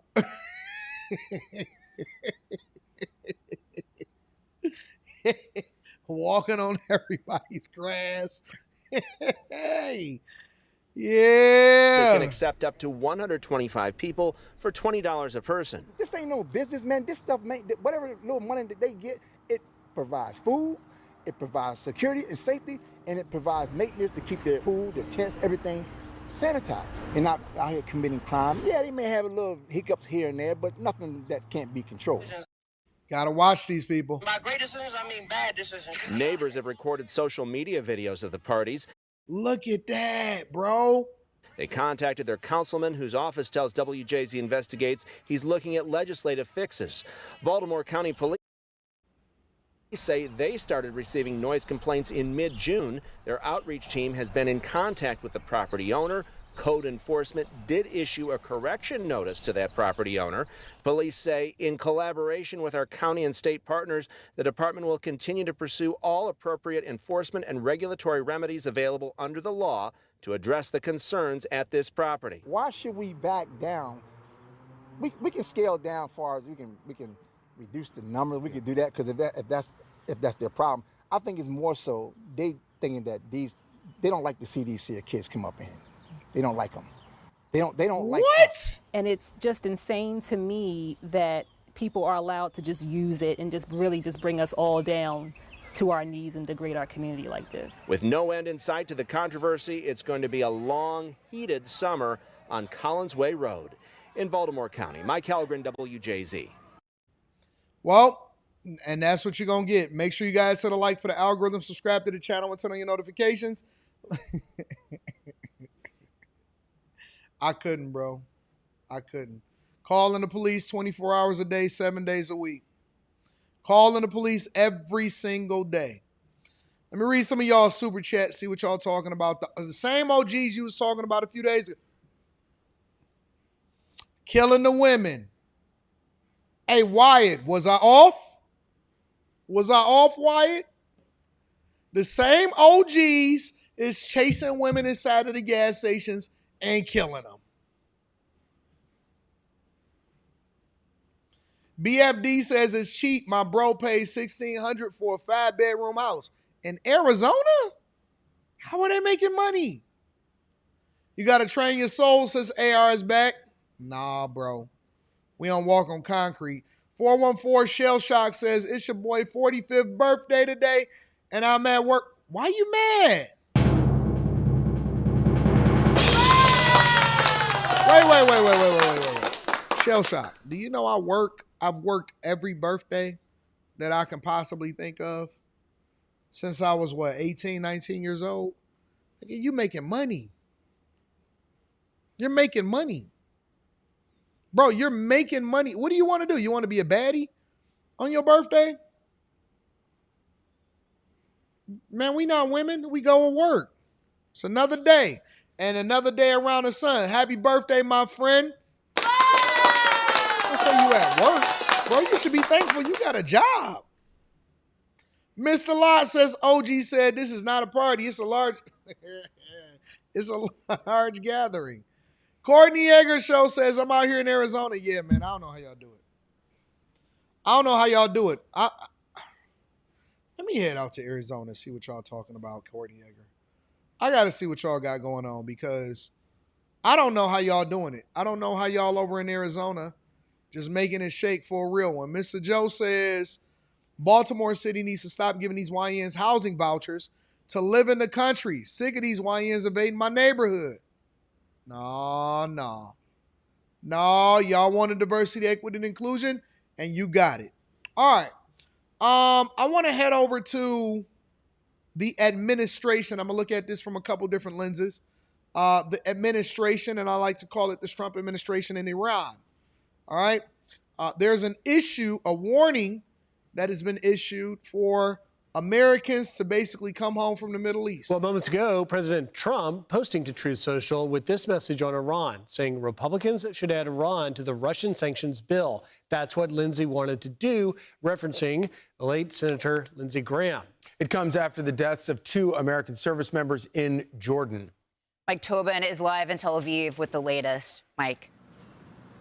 And Lisa, and guys, let me start you out with some breaking news. Air raid sirens are sounding right now because Iranian missiles are inbound for the Jordanian town of Aqaba. Why Aqaba is particularly concerning, it's at the tip of the Red Sea, right where Israel and Jordan come together. So anything that threatens Aqaba threatens Israel as well. To this point, the Iranians have not fired on Israel in this round of fighting. But as you mentioned, an 8th round of airstrikes has now concluded in Iran. U.S. strikes in Iran. The military operation now amplified by the 2 U.S. servicemen killed, a 3rd missing, and 4 wounded. These are the first U.S. troops killed since that memorandum of understanding was signed. The casualties were at the Muwafaq Salti Air Base in Jordan, and they're a result of Iran's repeated shots at U.S. bases in neighboring countries. At least 1 strike got through the defenses. The Institute for Study of War writes Iran has enhanced their ballistic missiles with greater speed and maneuverability, and that the Revolutionary Guard is getting some help from Russia and China. Now, as fighters launched from aircraft carriers, Tomahawk cruise missiles blasted off from warships, U.S. Central Command stated that this 8th round of strikes was intended to punish the Revolutionary Guard forces who launched the attacks that killed the U.S. service members in Jordan. Now, President Trump, speaking to the New York Post, said those servicemen who sacrificed their lives did it because they don't want to see Iran get a nuclear weapon, and it just shows you how bad they, the Iranians, are. To this point, the majority of targets have focused on disabling ports, destroying the ability of port towns to resupply, and preventing the Revolutionary Guard from threatening shipping.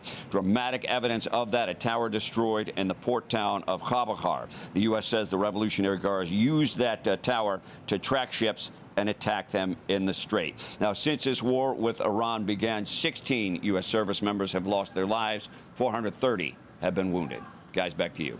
All right. Thank you.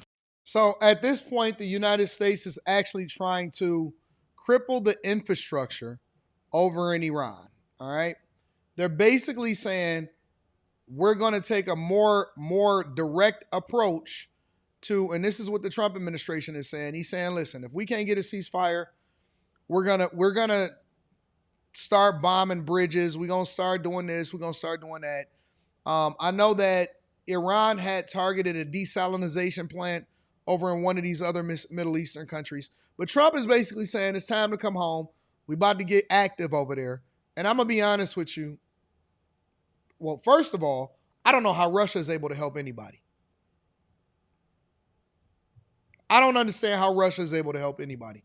Russia is getting their kicked. Russia is getting their front door stomped in. Did y'all see all of those strikes that Ukraine hit over in Moscow and in Russia? I didn't even think, you know what? Honestly, I don't even know how Russia is coping right now. The people is saying, oh my God, we ain't got no more gas. They over there hitting infrastructure in Russia. Ukraine, we created a monster in Ukraine. We created a monster in Ukraine. Russia created a monster in Ukraine.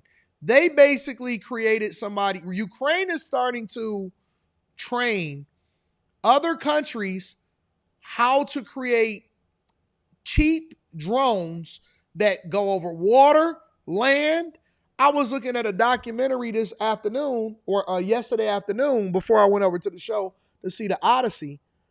And Russia is now trying to jam the signal of drone pilots over in Ukraine. Ukraine drone pilots have learned how to be able to navigate despite the fact that the drones are being jammed. And so they basically have it to where they program the drones to where they can go in cruise control while they're being jammed until they receive the signal again, and then they're going to go ahead and start, bombing again. I was like, bro. Because, I try to never go with the propaganda. I try to deep dive and do my own research to better understand exactly what's going on. Russia is getting cracked. So I don't know how Russia is able to help anybody at this point. Yeah, Ukraine. I was listening to Zelensky, and he got a new general or whatever. They not even on no peace type junk right now. Ukraine said, yo, either y'all pull out or we pulling up. We not wasting no time. We not wasting no energy. We pulling up on everybody and everything right now. That's what Ukraine is on. They ain't even tripping. They not complaining. They not whining about war. They not whining about nothing. Ukraine is over there cracking heads, taking names. I heard that they over there. I heard Ukraine is able to target and identify, exactly which trucks are infrastructure trucks and which trucks is oil trucks, the SCAS is this, and all of that stuff. And I said, whoa.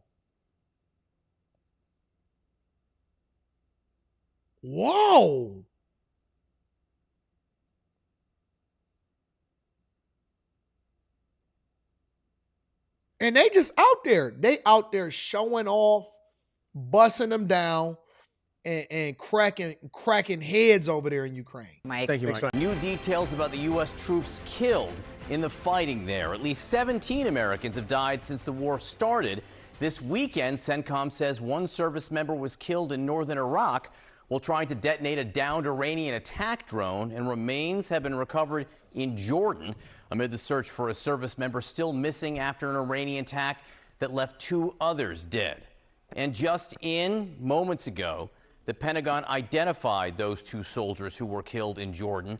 First Lieutenant Tyler James Feehan, a 25-year-old from Hawaii, and Private Isabel Gonzalez, a 19-year-old from Texas. President Trump spoke about the losses. That's devastating. Well, we feel very badly, but those great people, those great patriots are out there fighting that Iran cannot have a nuclear weapon. Iran has been very, very badly damaged.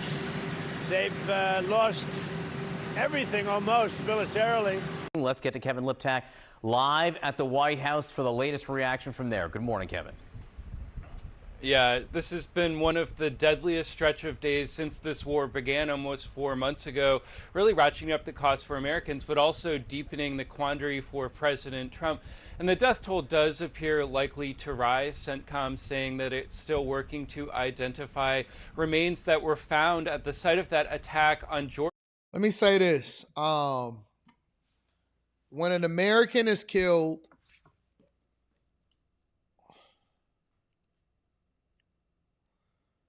we're not used to our generation since World War II is not used to American casualties in the way that other countries lose casualties. In the Russia-Ukraine war, they say more than 1.4 million people and soldiers have been killed. We're not used to this. We're not used to hearing about, so much so to where it becomes a big news story. We're not used to hearing about American soldiers dying like that in war. We just not, man. We not. It's not something that we rock with. It's not something that we used to. It's not something that we accept. And when an American soldier dies, 2 things happen. The people feel some type of way about it, A. And then B, it seemed like Trump get more pissed off. And he started leveling everything. Man, listen. I hate to say this, but I got to say it, in my opinion. I don't know why these countries continue to exist in the capacity that they do. Iran has been a thorn, and they have been talked about, it seemed like, since I've been able to understand exactly what war looks like. I be thinking to myself, why are we not turning this place into a parking lot, bro?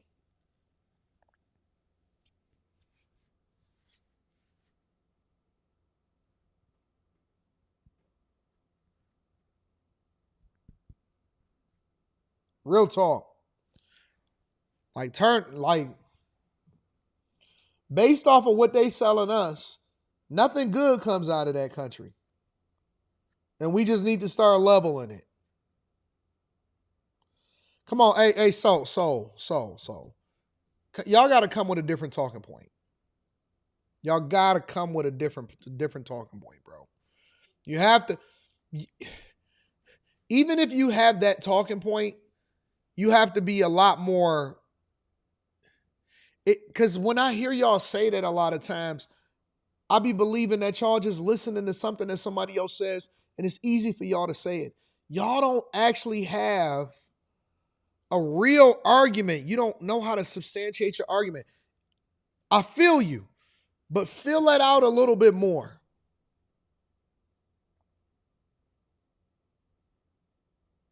Somebody said we can't nuke them. I understand. I understand that. That's what we did to the Japanese.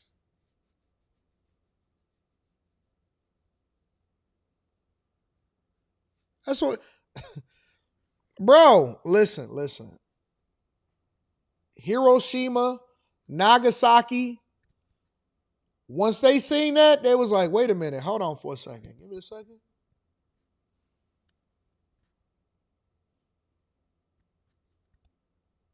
Give me a second. And I'm not saying that we need to do it that way or nothing like that. I'm just saying that it seems like this place is just no good at all.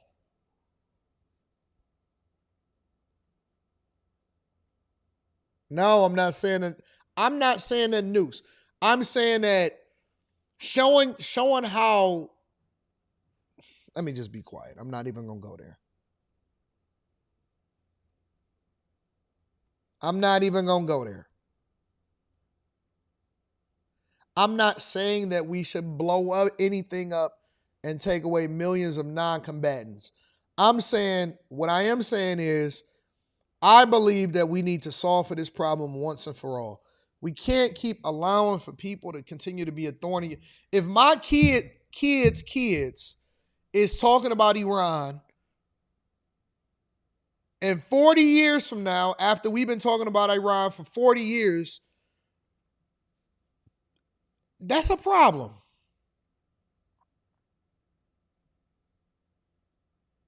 That's a problem. Like, it need to be one winner and one loser, and that's the end of the conversation. We're not going to keep on going back and forth with these people, bro.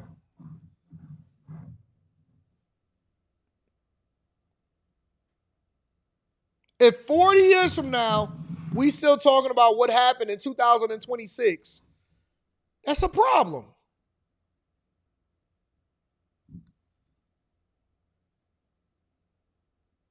Real talk. That's my personal opinion. I don't want to keep talking about this next year. I don't want to keep talking about this the year after. I don't want to keep having this conversation the year after. And I'm not trying to still be talking about, well, whether or not they keeping a ceasefire or whether or not they're gonna do this. Man, ain't nobody still trying to hear that nonsense.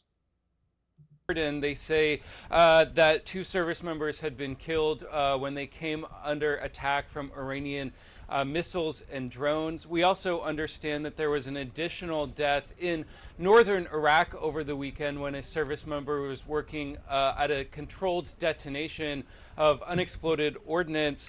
Both of these incidents, I think, underscoring that Iran really does retain missile and drone capabilities that perhaps President Trump may have been underplaying over the last several months, but also seems to have the ability to evade U.S. Air defense systems.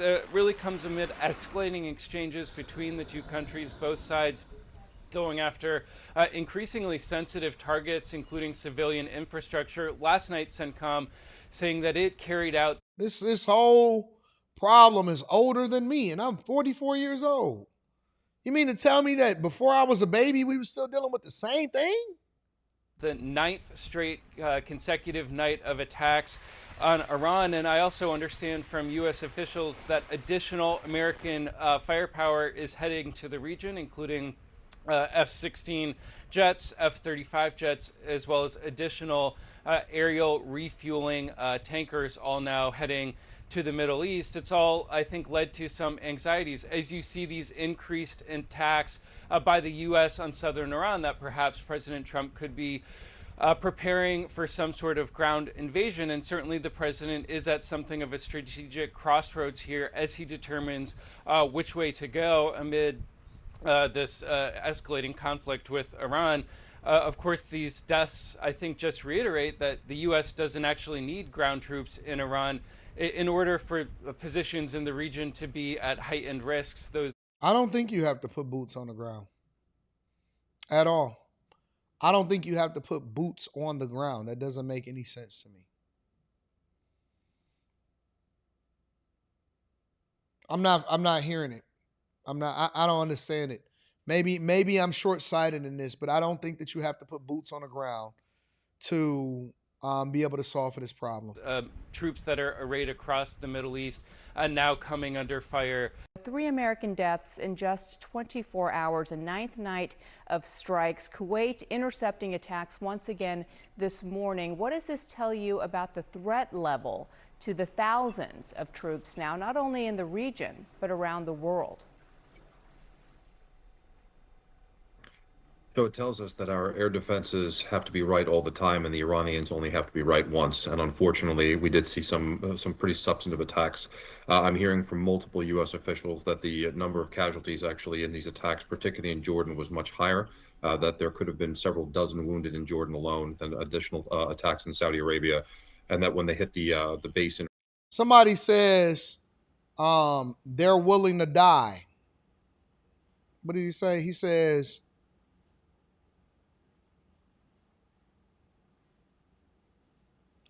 Long Way ENT says they're willing to die. AD, we're in a lose-lose situation. No, you're not. No, you're not. Just because somebody is willing to die don't mean that I'm not willing to help you. But what does that mean? Like, just because, oh man, they willing to go down with the ship. Okay, so let me go ahead and put the ship out of commission.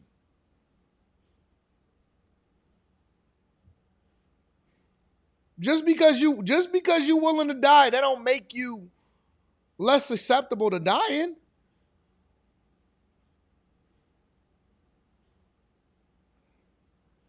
Oh man, they willing to die. Okay. And I'm not. And so that makes me just as much of a threat as you.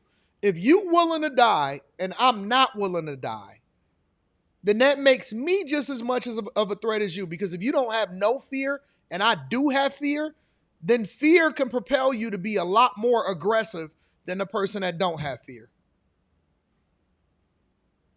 I don't know why y'all think that they only go one way.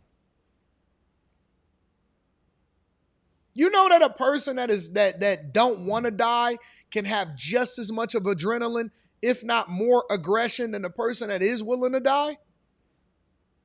They just a little bit more calculated and going about it?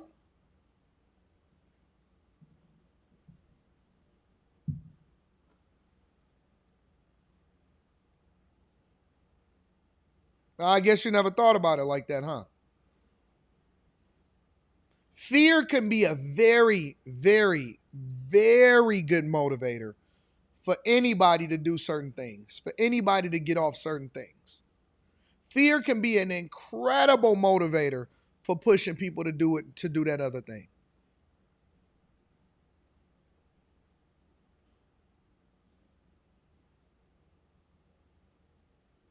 They willing to die for a cause that's bigger than their life, and I'm willing to help you. I'm willing to help you for a cause that's bigger than your life. Don't get it misunderstood. Erbil in northern Iraq. It was actually, it hit a weapons storage depot as well, and there were secondary explosions there. So quite a substantive attack. I'm told that the Iranians also look like they've adapted their tactics based on previous strikes in which they have maneuverable warheads now coming off of the missiles that are coming in, and that's making it more difficult to shoot things down. So not a lot of information has been released, but that is so far what I'm being told by U.S. officials. The New York Times also reporting that the number of U.S. troops that have been injured in attacks has not been disclosed over the past few weeks. Jordan, in particular, has been on the receiving end of a number of these strikes. What message is Iran sending by specifically targeting Jordan? So Iran, they've targeted Jordan, and this attack was successful, unfortunately, but they've also attacked many of our other bases in the region. So it's twofold. It's part of their overall strategy that they've launched in response to the U.S. Military action that was launched several months ago, and that is they want to maximize U.S. casualties. They want to ensure that the Gulf states and also Jordan, where we have basing that's being used to launch, put pressure on Washington to end the war, and they want to increase the cost of goods by choking off the Strait of Hormuz by holding it at risk. And lastly, they want to cause division within the president's political base. I'm told by multiple sources in the region that those are the four courses of action Iran is pursuing as part of an asymmetric strategy to get the U.S. to end its military operations. Group chat is back, and we're adding retired Air Force Colonel and CNN military analyst Cedric Layton. Thank you so much for being here. I'm sorry it's under these circumstances, as the death toll of U.S. killed in action is now 17. I want to ask about one of those deaths. They were trying to detonate a drone, right? An Iranian drone lands. They're trying to get rid of it. Someone dies in the process. And it reminded me of the fact that the U.S. has had to have this whole system to intercept and deal with drones, an expensive system. How is it handling up under the onslaught from Iran? Yeah, well, this is one of the key questions that CENTCOM and really all military officials in the U.S. have to answer this morning, Audie. And, you know, one of the things to look at here is that the Iranians have some very cheap, very efficient drones in many respects. So, you know, when you look at one of the common ones, the S6.E136, about $30,000 a pop.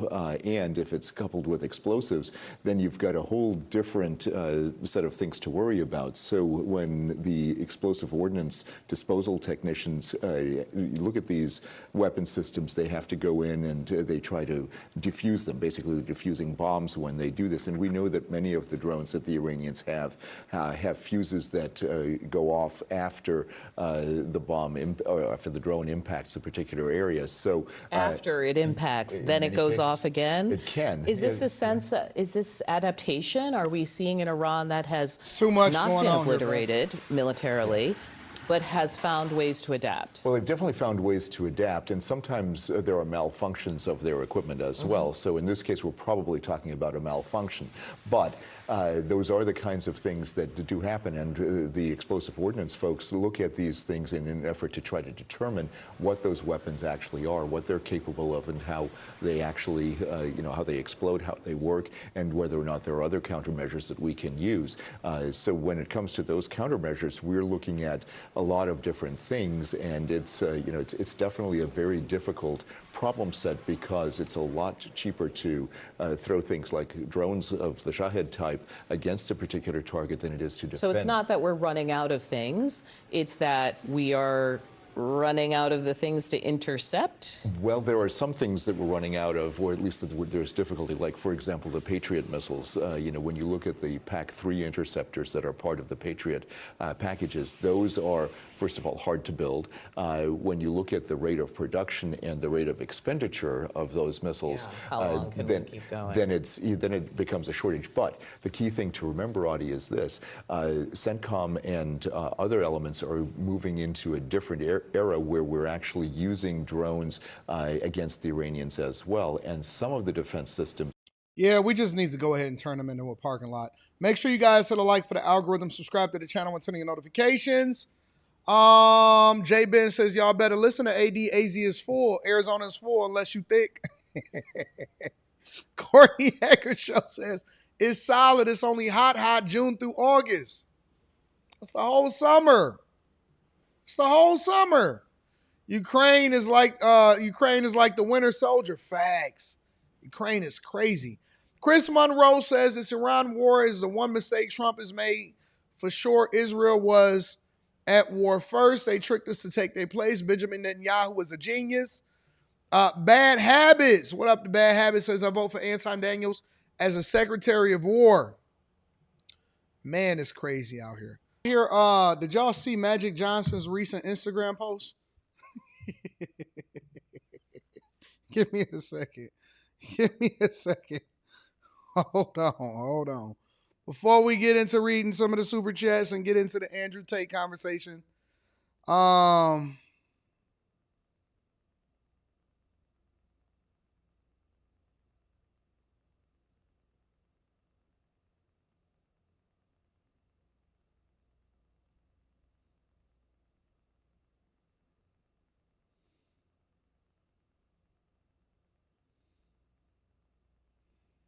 Hold on.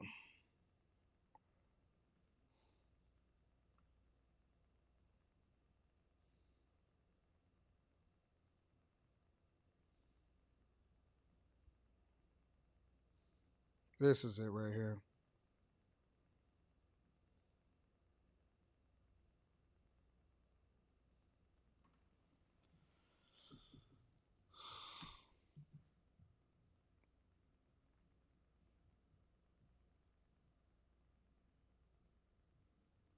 Gotta show it to y'all.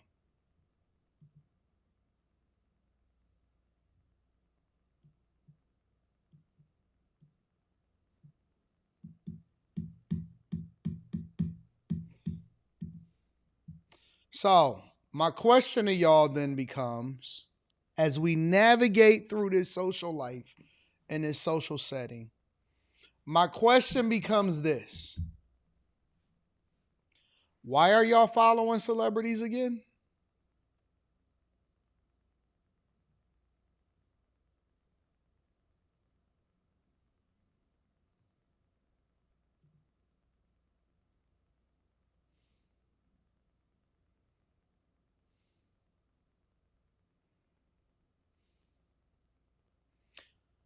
What's going on here, y'all?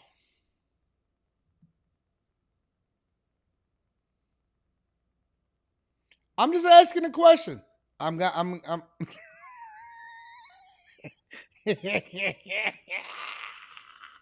Hey, yo, I just looked at the comment real quick. Hold on 1 second. Somebody said your wife is dressed in a Target bag and you got a 6'6" unicorn of a son.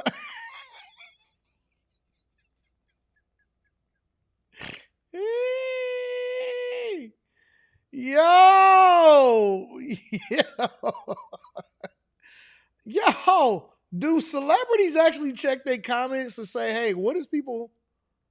What's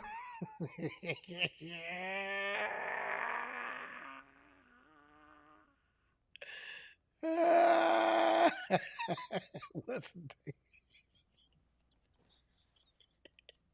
Yo, the internet is insane, yo. This is honestly, I had to post this to my story. I said, ain't no way in the world. Ain't no way on God's green earth y'all gonna sit here and tell me that this makes sense, that this is logical.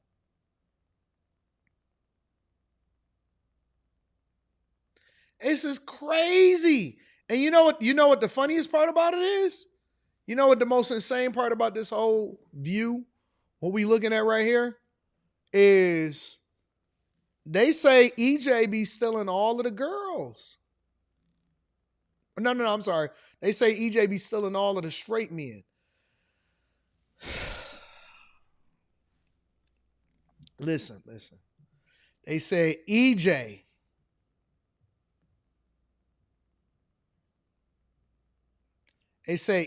taking all of the boys. They say EJ said, my milkshake bring all the boys to the yard and their life is better than yours, their life. How can you steal a straight man? That don't even make sense. If you were straight and then you wasn't anymore because of a 6'8", 6'7", 6'8" man took you, then you was never, ever, ever, ever straight. You're not straight. I'm just mad that probably could have been better than LeBron's son. See, this is why I say don't say nothing about LeBron, bro. Don't say nothing about Bron. You may not necessarily like Bron's politics. You may not necessarily like how long it's taking him to make a decision. You may not necessarily care for, whether or not you think he's better than Jordan. But the one thing that you can't say is that Bron ain't been a better father than Jordan and Magic and Dwayne and all the rest of them. When we talk about life wins, I'm rolling with Bron. Bro. As of right now, Bron is the GOAT when it comes to life wins. Wife, on point. Sons is on point. great father, never got caught up in no junk, ain't been divorced, none of that stuff. Bron got Jordan. Let me tell you something. This is why I don't respect the older dudes. Even the older celebrities is messed up. Even the older celebrities is messed up. You had Jordan's son over there dating Laura Pippen, getting took to the bank, ending up on a body cam, getting arrested for drunk driving, got the years buried in the sand. Magic's son looking crazy. You know what I'm saying?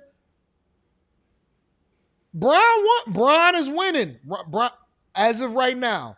And we got to be able to separate it. Okay, so maybe he ain't the greatest basketball player of all time, but the fact of the matter is, Bron at this point, see, at least Bronny, because that's what you're supposed to do. Nepotism is supposed to get your kid into the league.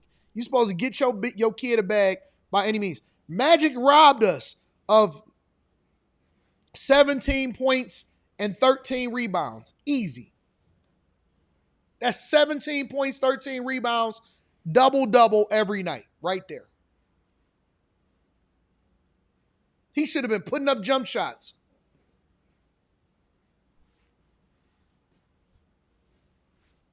But he's trying to take all of the boys. What is this career anyway? I want to be a fashionista. The Currys deserve a spot too? You can't say that yet. You can't say that yet. Are you saying Dell Curry? Dell deserves a spot. I like LeVar. I like Dell. Dell ain't got nothing on LeBron though. Because Bron kept his family together. That's the one thing Bron got over them. Hold on, wait. Let's keep it 100. Bron kept his family together.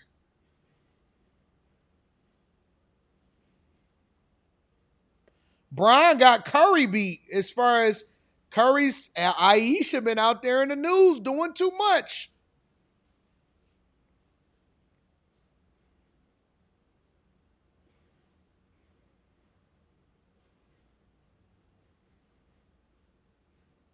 In the game of life, Bron out there golfing. You seen Bronny out there golfing? Nah, Bron got it, bro. Right now, Bron got it. Bron is top dog. Bron is top dog right now. Kept his family together. You know what I'm saying? Kept his. See, here's what really put Bron over the map. I'm gonna tell you what put LeBron above everybody else. Bron not only kept his family together and he got his kid into the NBA, Bron also got his boys a bag too. Bron kept the crew together and the crew got rich too. That's what make Bron the GOAT. Is because not only did he get rich, he got Rich Paul and them rich. He got everybody. Bron got the crew rich. Bron picked the right people around him in the very beginning as a teenager. Bron won, bro. As far as life, and the game of life, Bron won. 100%. 10 times out of 10. You could say what you want to say about the court. You could say what you want to say about the game. You could say what you want to say about Nike. Whatever you want to talk about, Bron won.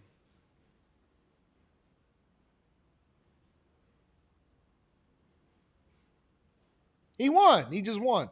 He beat all of the OGs in that.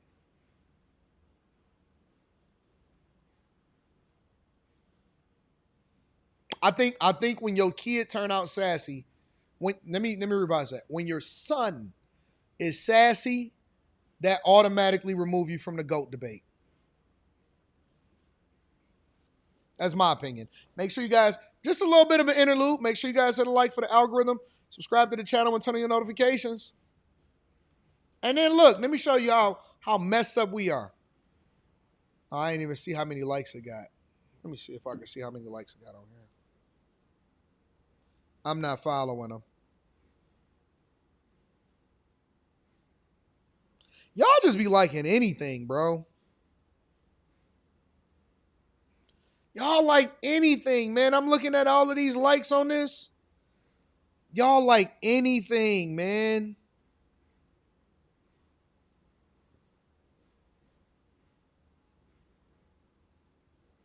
Y'all don't even try to do right.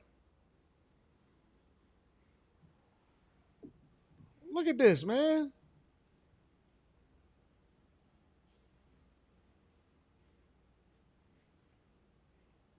You know he's sassy. Over there on the left. Got his whole taco meat out and all of that.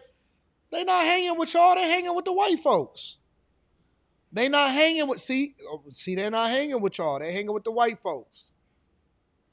And you know Magic going to get a burger right after this. See, all of that little rabbit food they got, Magic is going to get a burger. What you think Magic is like this because you think Magic putting all of that weight on from salad? His shirt is sweet. Magic is going to get some In-N-Out burger right after that. Sitting there posing with the rabbit food. Like you're not about to go and get 3 hamburgers right after that.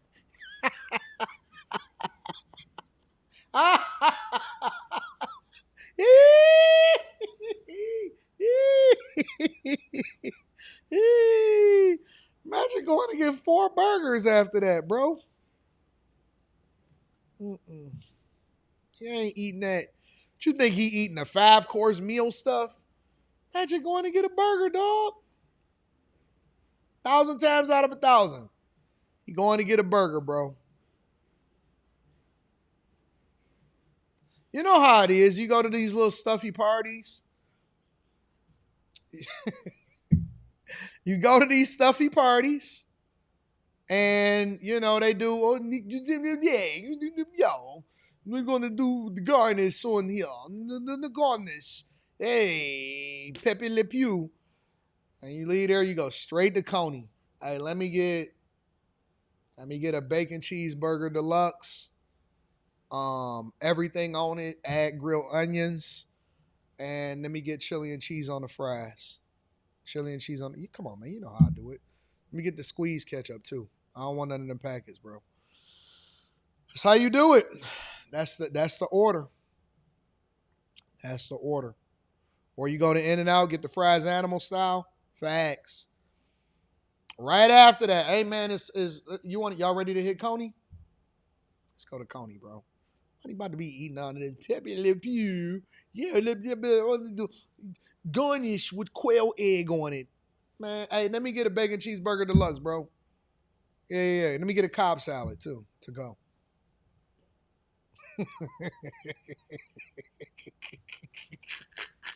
I'm going to keep it 100 with you. I'm keeping it 100 with you, bro. That's how they do it.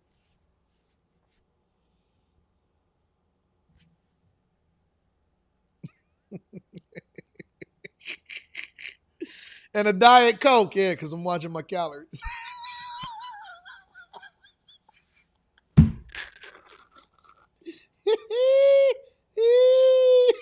Or a water if I'm really doing good. And let me get a water. Bottled water. Yeah. Let me get a bottled water. Nah, I'm trying to watch I'm trying to watch my calories. Let me get a bottled water, all right? Anyways, let's get into Andrew Tate, y'all. We gotta continue on with the show. Andrew Tate and his brother Christian was arrested, and they are being hit with 59 charges. Tonight, British authorities are seeking the extradition of Andrew and Tristan Tate. The prominent influencers in the so-called manosphere were arrested by federal marshals in Miami. CBS's Christian Benavidez is there with details on the new charges. Christian. Good evening, Jerika. The Tate brothers were taken into custody as they were heading to a boxing event that one of them was set to co-host here in Miami. They've indicated that they're likely going to fight those extradition charges back to the United Kingdom. U.S. Marshals arrested notorious social media influencers Andrew and Tristan Tate in Miami on Saturday, stemming from recent developments in the UK. Authorities there, who already had a case against the duo, say 4 more alleged victims of the brothers came forward with accusations of rape, sex trafficking, assault, child and extreme pornography, bringing the total number of charges faced to 59. The charges relate to 7 victims spanning a period from 2010 to 2017. The men are part of the so-called manosphere, boasting millions of followers and selling online courses on masculinity. In 2022, the Tate brothers were arrested in Romania on rape, human trafficking, and sexual exploitation charges. The case did not go to trial but remains open. Last year, the brothers left Romania for Florida, and state officials announced a probe into their activity. The Tate brothers deny all allegations. Their attorney tells CBS News the world knows Andrew and Tristan Tate are innocent. We've yet to be convicted of any crime in our lives ever. The Tate brothers are set to face a judge as early as tomorrow. Legal experts have said that this will likely be a lengthy legal battle over extradition. I think that personally, I believe that they're being railroaded. And if you know how you know they're being railroaded, is all you got to do is go into the comments.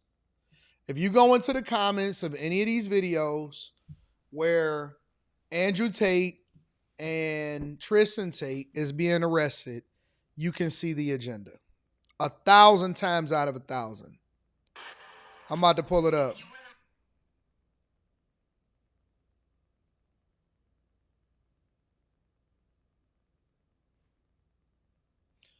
Try to pull up a more popular one. Okay.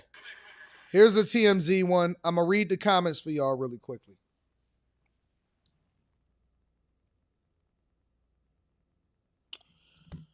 From Sarah Bella, 121. Let's go ahead and line this out. Sarah Bella, 121. And they have 26,000 likes on this comment, right? 26,000 likes on this comment right here. Says, the fact that men look up to him as some embodiment of masculinity is hilarious to me. They never should have let him out of custody in the first place.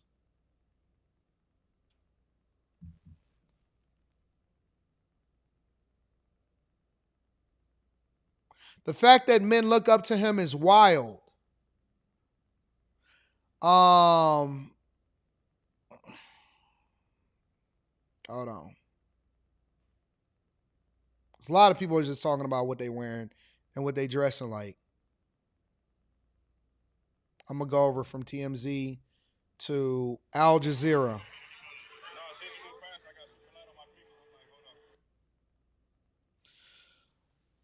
From Miss Andrie, we all know what that means, right? With 10,000 likes on the comment, they have poisoned the minds of an entire generation of boys.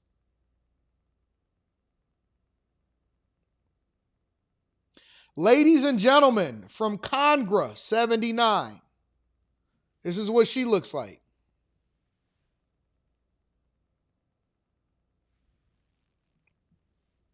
Congress 79 says, ladies and gentlemen, if your partner supports them, leave them immediately.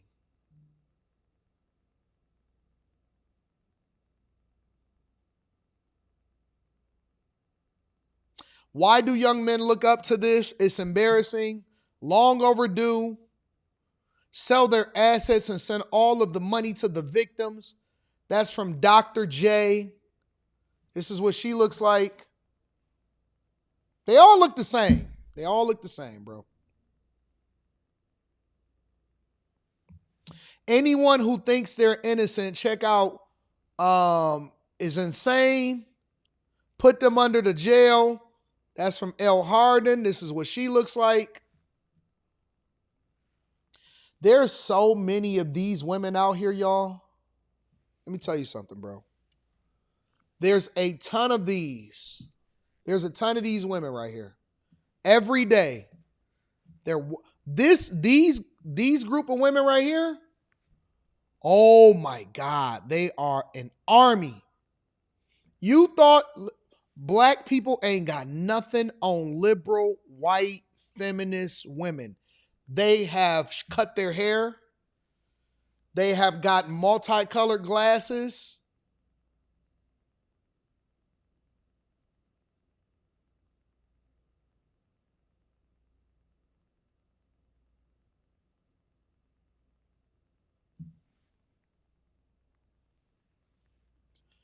They have gotten divorced. These type of women who have 0 followers and 0 likes and is following 1,500 people, whose name is Sam and Ella. Allie says, I hope they are in jail for life. This is what Allie looks like. We have an army of liberal white women that are out here tearing this country out the frame. Y'all want to know what's really wrong? I'm gonna give y'all the skinny of why, what's really wrong, and then I'm gonna deep dive into this Andrew Tate conversation and Tristan. Black people are gonna do what black people do. White liberal women, not the conservative ones. White liberal women are completely unpredictable, and they are running this country into the ground. I don't know what the hell y'all done did to these liberal white women, but they are leading the cause for divorce. They're leading child support cases. They're leading in DEI. And they continue to recruit y'all, and y'all keep on going and rocking out with them because they tell y'all what y'all want to hear. These are the most manipulative, victims-laden women that I've ever seen in my entire life. These are the type of women that revoke consent in the middle of a sexual episode. These are the women that say, my husband's a good man, but he's not a good man for me anymore. These are I'm telling you, liberal white women lead the charge. And you know, the interesting thing about it is that you don't grow into this until you get to a certain age, right? The ugly ducklings, come on, man, and we're just going to blow the top off of this and we're going to have a real conversation. The ugly duckling liberal white women are already there, right? They may be a little bit overweight or a lot of bit overweight. They may be the awkward ones that never got any attention or stuff like that. They're already there, right? They there from college. I see them walking down the street, Wayne State, campus, all of that stuff. The ugly duckling liberal women are already there. There's a different type of liberal women when you're younger. And those are the ones that are hey, my body, my choice, sexual revolution, you know, oh my God, I'm so hungover. Those type of is because it's 2 different types of liberals, liberal white women, especially when they're younger. All right. The younger ugly duckling liberal white women, they are against the government. I hate it. You know, they don't have nothing else going on. So they don't have nothing to do except for get into some nonsense when it comes to the latest cause. And oh my God, I can't believe it. You know, they always experiment and they chose women early because men never chose them. All right. Then you have a different type of liberal women who just wants to have fun. The Madonna types. Girls just want to have fun, hon. Oh, girls just want to have fun. Girls. They want to have fun.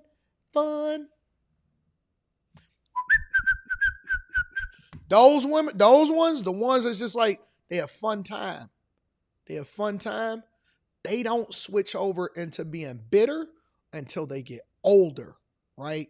Those are the ones that had a good time. A time been had good with them. You know what I'm saying? They may have romped out a little bit, and then they get to a certain age to where they start to become bitter because the life that they wanted escaped them. They missed their opportunity to join hands in a holy matrimony with the person that they're supposed to be with. And so those are the ones that start the decenter men conversation. Oh my God, I'm a victim. Me too. Oh, I can't believe it. And so those are the ones that age out and they become the worst. Those are the worst ones.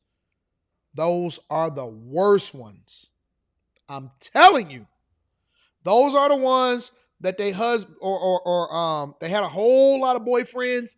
Never. I don't understand. Those are the ones that's going to come and sue you 37 years later.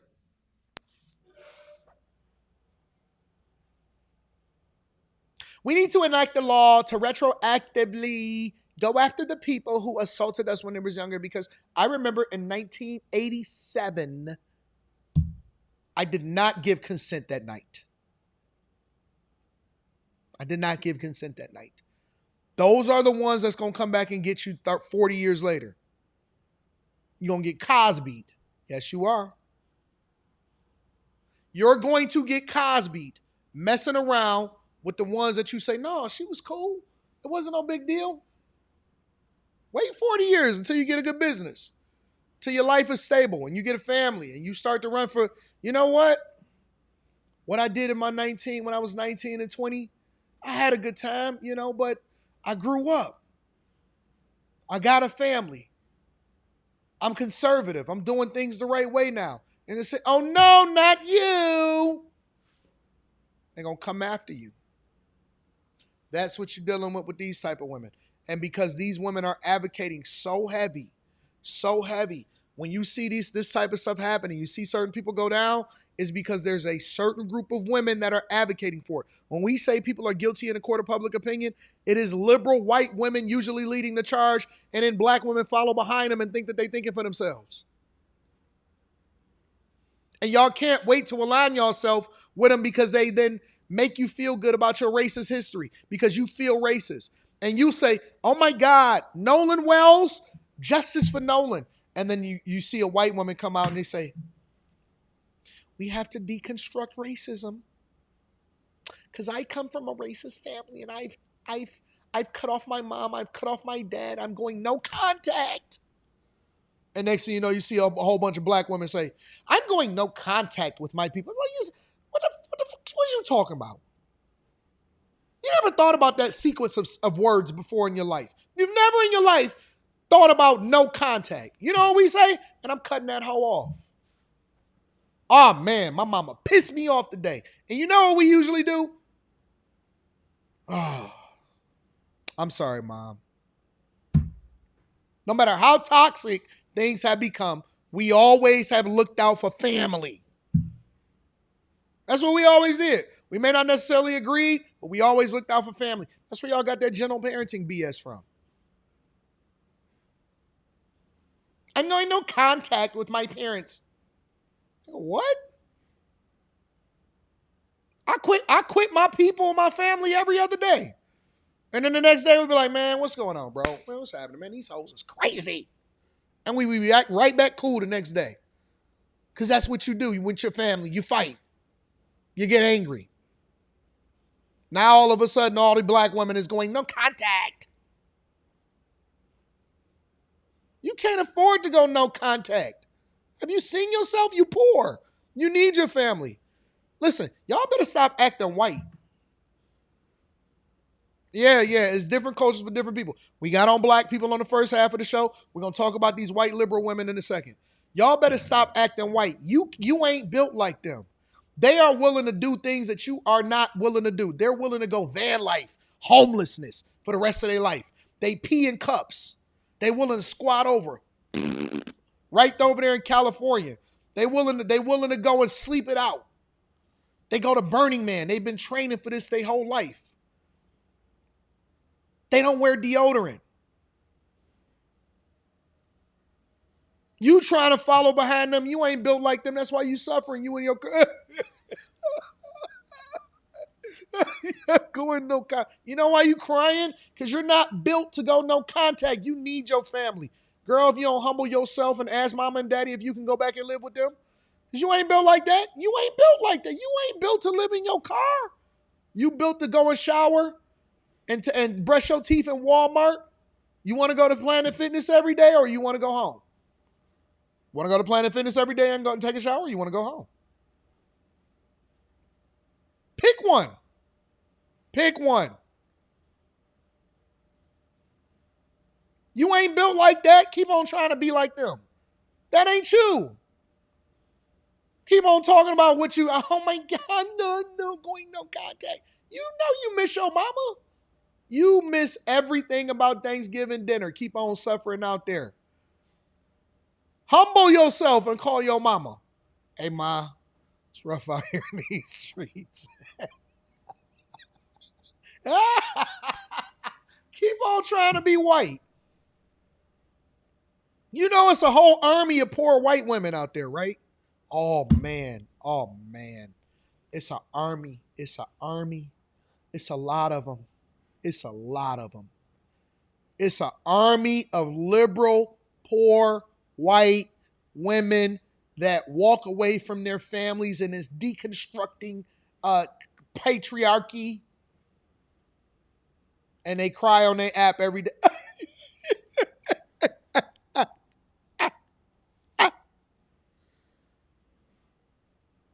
And they going midlife crisis. After the midlife crisis.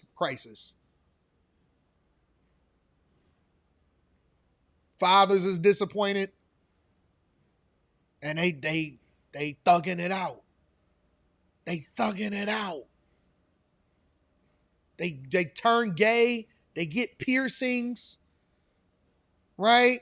They always go to festivals in the daytime because they don't have nothing better to do. They protest.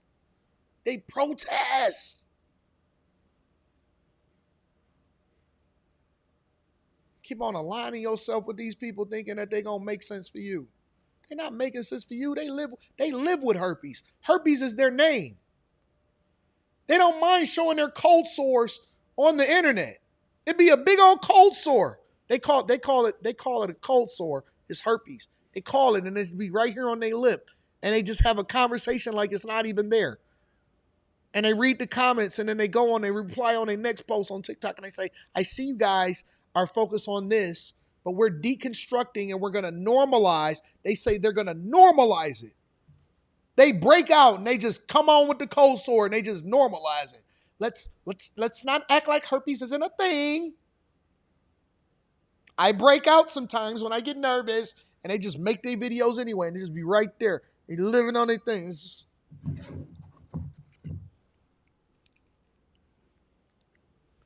They talk to you like this. Yes, because let's normalize. There'll be a big old mark right here. Let's normalize. We're not going to focus on that. We're going to normalize it. They built like that. They ain't tripping off of it.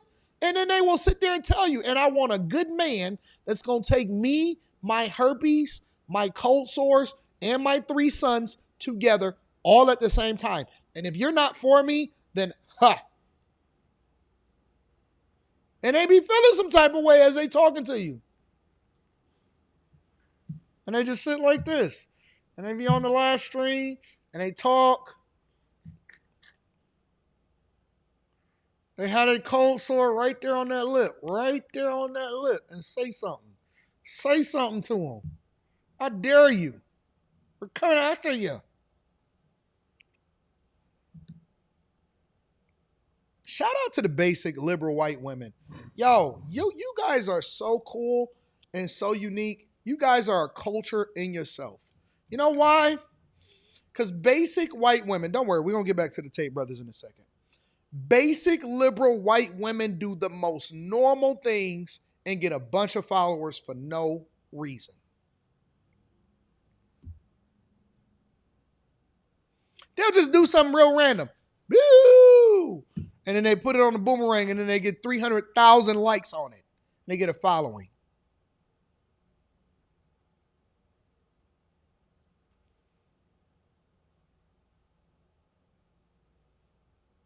shout out to the SpongeBob built basic white women, liberal, that love to do regular people stuff and get a whole bunch of views for it for no reason at all. You guys are the GOATs. How you come up with that on the spot? Because it's the truth. Because it's the truth. And they do the most normal thing. It be something real crazy. It be something so basic. And then they'll take a remote and do like this. And then the thing will switch. And it'll be them doing something different with their boyfriend. I'd be like, they have 700,000 views. Man, I'm not lying, bro. Hold on. I bet you I can go to TikTok right now and just go to the explore page. Now I'm not. Think about this. And I bet you I could first white person I come across.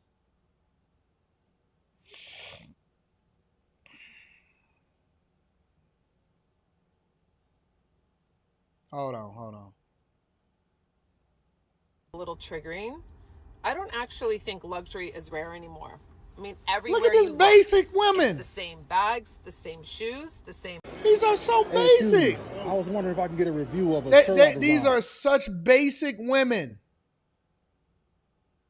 Look at them. Hold on. I got to show y'all this. Y'all, you're not going to believe it. You're not going to believe it. Look at this. The assisted living wealth transfer is coming.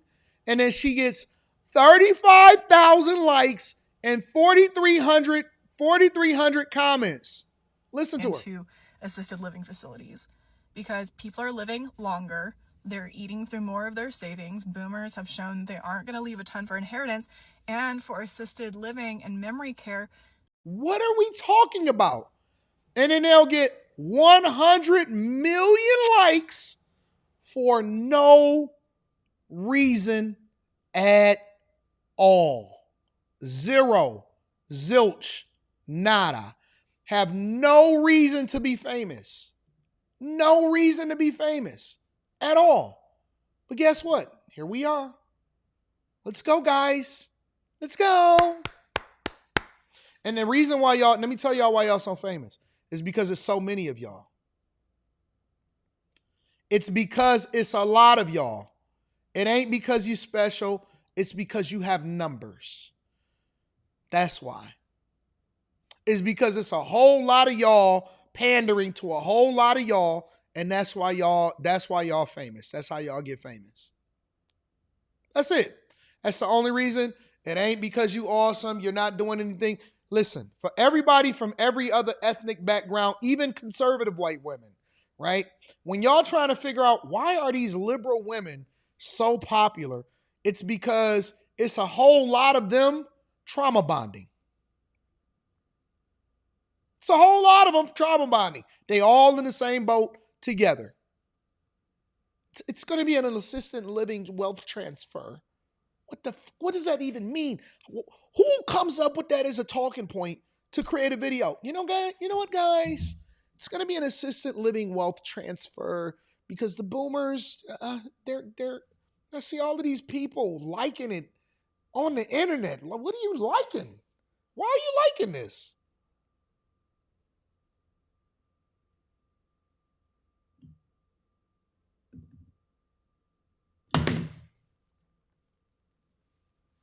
Black guys fall in love with them because but her hair is so long. They all got clip-ins. They all got weave. Bruh, let me tell you something, man. Let me tell you something. My homegirl does their hair. They all have weave. They all got clip-ins. All of them chicks with the super long hair, all of your white girlfriends, when she giving you some tobby, put your hand on her head like this and see what happens. Clip-ins everywhere. Everywhere, clip-ins. All of them. The Chaldean ones, the Arabic ones, the white ones, they all have weave. They have weave and clip-ins to the core. All of them are clipped up, chipped up, running up with the clips cut. They're no special. They're all the same, bro. They the same as each other. They all got clip-ins. Real talk. And they be down to their back. Oh my God, her hair is so long. No, it's not. It's thin. And the edge thief then got her. But she got them clip-ins. And she gonna show you what she really like when you marry her. Because she gonna expire. And white women can't wait to expire. They can't wait to expire. As soon as you get with them and you get comfortable in a relationship, they letting themselves go. Letting themselves go. Wake up to the saw clown if you want to. Go ahead. Keep on worshiping them. Keep on rocking with them. Turned social media influencers Andrew Tate and his brother Tristan have been arrested in the United States. It's in connection with a UK police investigation into a number of alleged sexual offences. British prosecutors said that they were bringing further charges against the brothers, who were arrested by US Marshals in Miami on Saturday, in relation to allegations from 4 additional victims, and are now seeking their extradition. Both brothers have previously denied wrongdoing. Well, in the past hour, we've had a police update on the arrest of the brothers in the US. This is Assistant Chief Constable Karina Thomas from Bedfordshire Police. In 2024, the CPS authorised 21 charges against Andrew Tate and Tristan Tate following our investigation into allegations of sexual offences dating back to 2012. Following the initial charges being authorised, we have... Only reason y'all be laughing is because y'all know I'm right. Is because you know I'm right. It ain't nothing that I said today that I say on a daily basis that's not true. You know I'm right. And don't get offended, my liberal white women. I get on everybody. Everybody get this smoke. Black people, white people, black culture, white culture, Asians, Latinos. Now, of course, the people they're not gonna say, "Oh, Anton is an equal accountability smoke giver." They'll say, "Oh my God, he only goes at black people." I'm gonna go at everybody. I'm gonna go at everything that I think is wrong with the culture.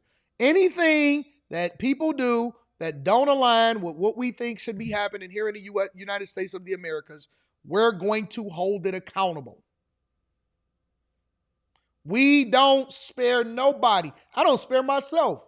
I come on here in the morning and I tell y'all about how stupid my life is because I made some bad decisions the day before. But hey, we here today, so we're going to make a better decision today, baby.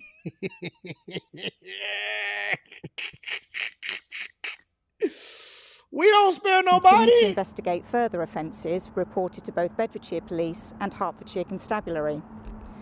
As a result, 38 new charges in total have now been authorised against Andrew and Tristan Tate, bringing the total number of charges faced to 59. They trying to railroad the charges relate to 7 victims, spanning a period from 2010 to 2017. Our officers have worked closely with the CPS and both national and international law enforcement agencies as part of this complex investigation. I can now confirm that officers from the United States have arrested both Andrew and Tristan Tate in relation to this matter overnight, and they have been detained pending ongoing legal proceedings. We understand the interest that this case will generate. We would urge the public not to speculate and to allow the legal process to be carried out correctly. I want to make it clear, there is no place for male violence against women and girls in our society, and we will continue to work tirelessly to support victims and investigate all reports made to us. Well, our correspondent Greg McKenzie has more on those charges. In terms of the Crown Prosecution Service, they say that Andrew Tate has been charged with 7 additional counts of rape, along with further offences including alleged sex trafficking and indecent images of a child. Now, Tristan Tate has been charged with 1 count of sexual assault, 2 counts of rape and 3 counts of arranging or facilitating trafficking for sexual exploitation. Greg McKenzie. Well, the journalist and documentary filmmaker Matt Shea made the 2023 BBC film Andrew Tate, the Man Who Groomed the World. He explained what more we know about the brothers. Andrew and Tristan Tate are sort of the leaders of what's called the manosphere, which is this kind of movement across the internet and social media that promotes this kind of hyper masculinity, women being submissive, women being second-class citizens. They openly support these things. They also sell courses online that train young men how to, in their eyes, be better men. However, a lot of those courses also train those young men how to groom women into submission. How surprising is this latest arrest? Well, it's surprising because we have to remember, right, that throughout the litany of accusations against the Tate brothers, perhaps the biggest ongoing right now is the Romanian investigation. Now, listen. I'm going to just tell you something. This is where black privilege comes in. We're going to talk about this tomorrow, but this is where black privilege comes in. Black privilege comes in because black people and black men can generally get away with things that other men cannot get away with.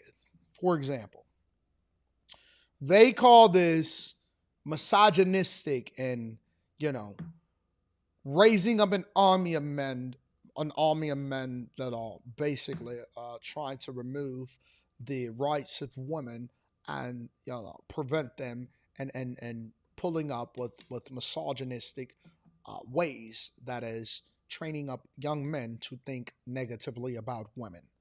Now, I thought that this is what we've been doing since the beginning of time. Ever since I woke up and Snoop said, but hoes and tricks.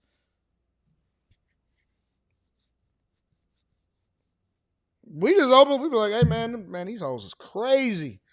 They said, why do you say that? Oh, it's just a term of endearment. It's just like the N-word. It's just like the N-word. Somebody said Andrew Tate is black. Nah, not the same way that we black. It's a different type of black. Listen.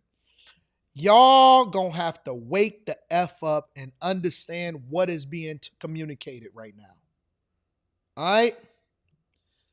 It doesn't matter what you are. It matters how you present yourself. It's not the same. It's a difference between being, oh man, they have a quarter black or a half black father. No, you got to be black presenting. It's not the same. It don't hit the same. Like, I don't know if this is something that I have to help y'all to understand or what. It's not the same. It don't hit the same. It ain't never gonna hit the same. Ever.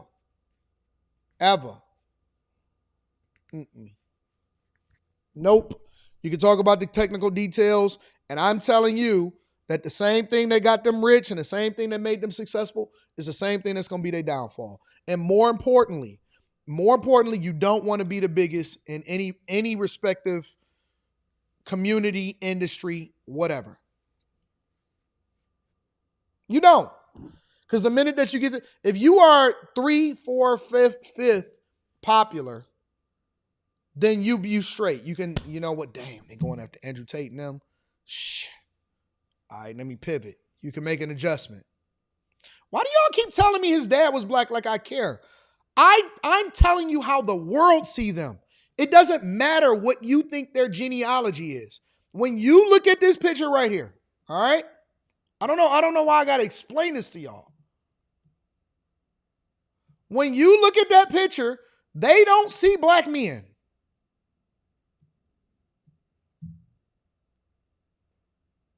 That's not what they see. It don't matter what your lineage is. It doesn't matter how you feel. Doesn't matter what any of that stuff is. You know what matters?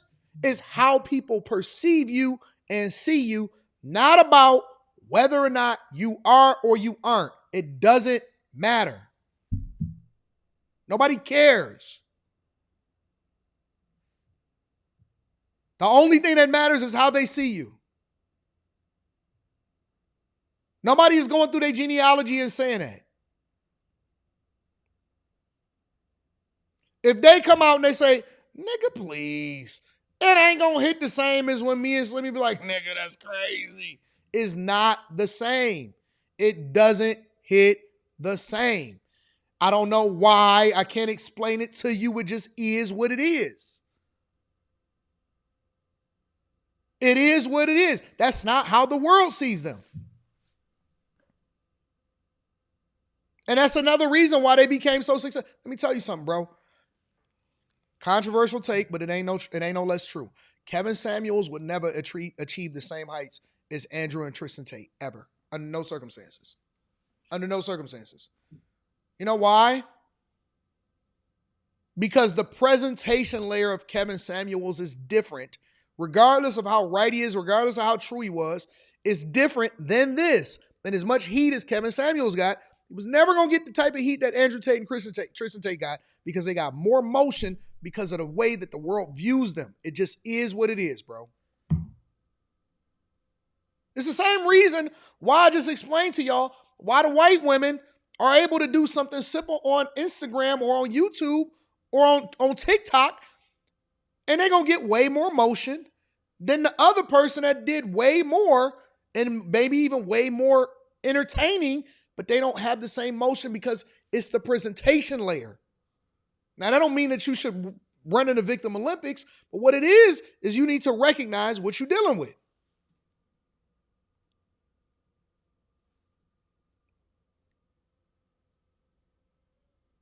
Cade Cunningham and Luka got very similar games.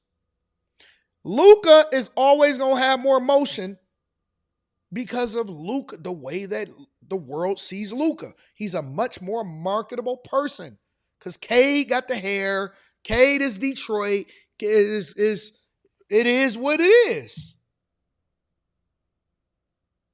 AB, man, if you don't shut that up, man, I'm literally about to time you out for that bad take, bro. First of all, let me just say this. There is no other people can try to duplicate it. People can take his talking points. People can take his suits. People can try to take the way that he dressed. They can't even copy the way he dressed because the clothes don't fit them the way that it fit Kev. There is no other Kevin. I don't care how many copycats. I don't care how many people come out the woodwork. I don't care how many people try to be like him. Everybody needs to be themselves because nobody can beat Kev. Nobody. Stop, bro. Just stop. That's the problem with people, is that nobody is authentically them and everybody is trying to be like somebody else. All these charges against them is because they got too much motion. I don't believe the charges. I don't believe none of that stuff is true. I've never seen 1 ounce of evidence that suggests that they are doing any of the things that they're being charged with. Not one video, not nothing. The reason that they are being charged is because they got too much motion, too much influence, too much money, too much impact. That is the reason why I believe they are being targeted.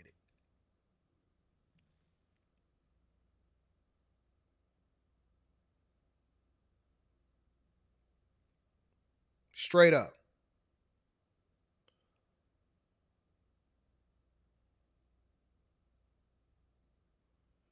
And y'all got to stop doing that, man. Stop trying to compare people. Stop saying, well, this person got this person beat and this person got this person beat. Man, listen, everybody got their own lane. Everybody got their own motion. Everybody got their own thing. It's not a one or the other. It's not even a competition. I don't think that either one of those people that y'all mentioning was in competition with each other. It's not about who got who beat.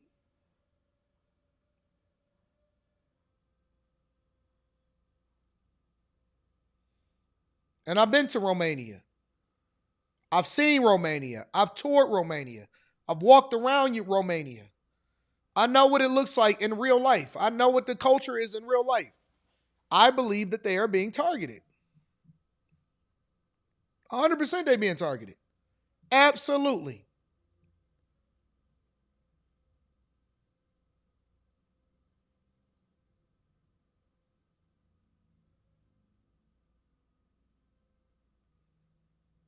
Absolutely. And it's unfortunate because I don't disagree with most of the stuff that they say, that I hear that they say. I don't study them, but And they are in two different lanes. You're right, Slim. I agree. We're going to talk about it tomorrow. I'm going to include it as a segment on After Hours tomorrow because we got to talk about it. We're going to talk about all of that. Make sure you guys hit a like for the algorithm, subscribe to the channel, and turn on your notifications. Let me read some of these super chats, see what y'all talking about. DK Harris says, even though I would prefer to have no losses, Chicago lost more people in one weekend than since the start of this war alone. Don't worry. We're going to get there tomorrow. I seen what's happening in Chicago. They try to act like, oh, it ain't no violence happening right now. Yes, it is. Rob, shout out to Rob. I appreciate you, Rob. Thank you. Shout out to the more than 2,500 people that's in here watching the show right now into the third hour, about to go into the fourth hour, and we got it cranking on YouTube. Shout out to all my YouTube people. Yeah, let me give y'all a round of applause. Shout out to the chat. Y'all not a part of the Patreon, make sure y'all tap into the Patreon. Link is in the description. Also want to give a shout out to the sponsor of the show, Teej Henley. 40% off your first order, 20% off for life. Ladies get it for the fellas. Fellas, don't wait for the ladies to get it for you. The link to that Teej is down in the description. Tell them Anton sent you. Yes. And then in addition to that, again, we got the meetup this weekend. I'm looking forward to seeing the people at the meetup. The details to the meetup is in the Patreon. Make sure you tap in and we're going to get it popping. Yeah.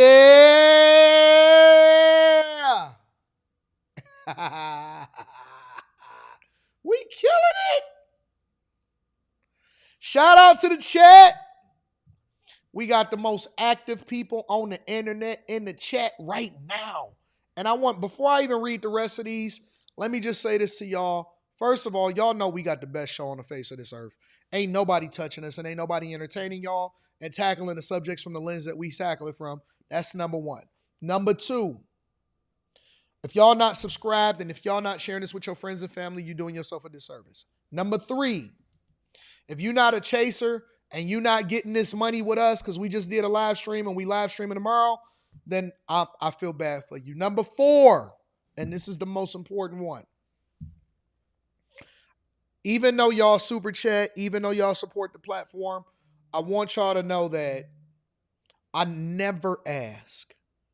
And maybe that's why I get so much support. Is because I've never, ever asked for a dime. Ever. I just pray that I add value. I pray that y'all entertain. I pray that I can get y'all through y'all mornings.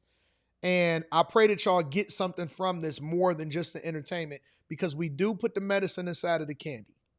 However, everybody that has contributed, everybody that has even subscribed, everybody that has ever even said something nice, if you engaged in a chat, if you just got us up on the screen, if you got us up in the barbershop, whatever you doing, I just want you to know that I appreciate you.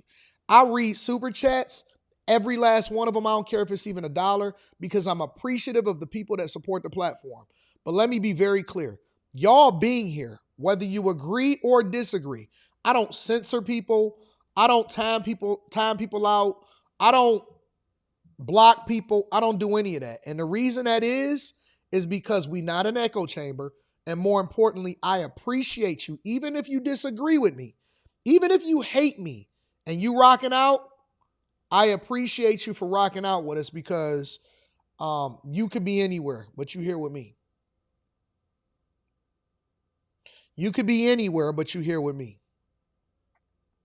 I'm very blessed to be able to get up in the morning and entertain y'all for 4 hours at a time. And then Tuesday, Wednesdays, and Thursdays, and even Fridays now, can jump on a live stream and carry y'all through the night, and we have a good time.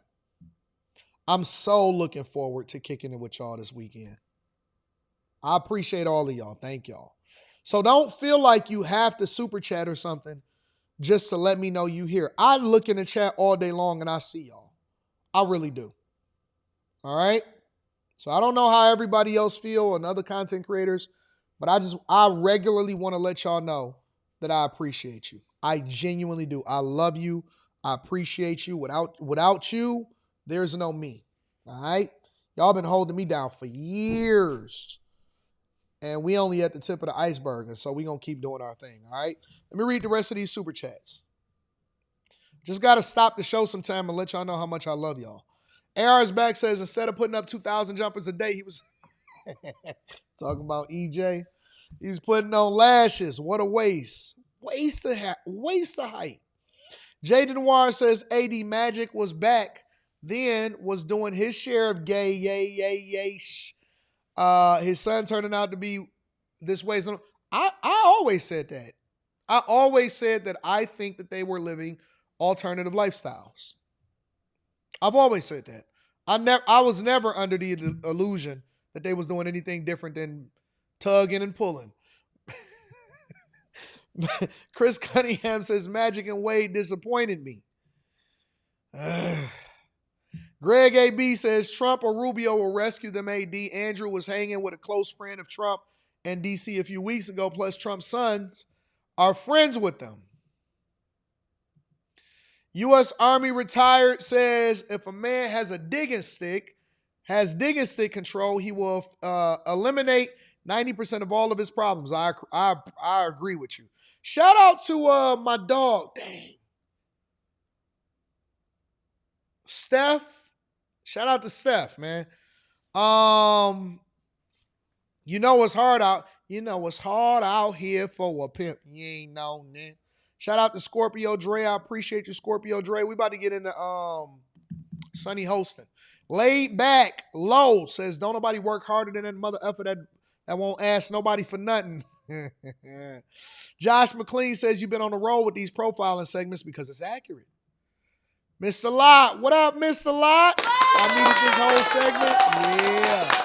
Scorpio Dre says they open up for mixed smoothie and a chicken nugget. And the chicken nugget. IB Breezy says random question: should I learn Japanese or Spanish and why? I think that learning a new language is cool. For me, I'm not doing that because I speak American, not even English. I speak American. I'm not learning no. Oh, I'm sorry. This ain't about me. This is about you. I think both is cool. Spanish is probably first because you're much more likely to run into a person that speaks Spanish than you are Japanese here. I would learn Spanish and then maybe Mandarin in that order. But I'm not learning nothing, bro. I'm not doing none of that. Forget all of that. I'm not doing none of that, bro. So that's cool though. I think that's dope. If you gonna do it for you though. What up, Mal? Says they hate masculinity and the idea of men putting themselves first and not submitting to feminism in women. If young men start to promote masculinity again, they cannot be controlled. That's facts. That's facts. And women love masculine men. When you Breezy said when you gain too much power and have no one to answer to, you become a threat. That's true. So I'm gonna just stay in my little lane, just chill out. Return on investment says when you have too much motion, then people is coming for you. They are. I agree with that. Well, let's talk about motion really quickly. I speak American. I don't speak English. I don't do none of that. I speak straight up American.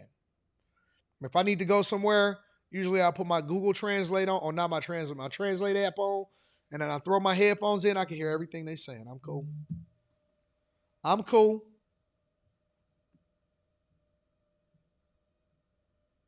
I'm good. Sunny. Sonny's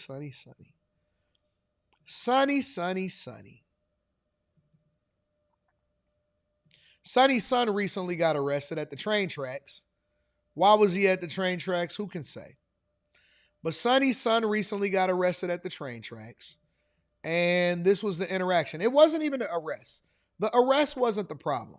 All right? The arrest wasn't the problem. The problem was something slightly different.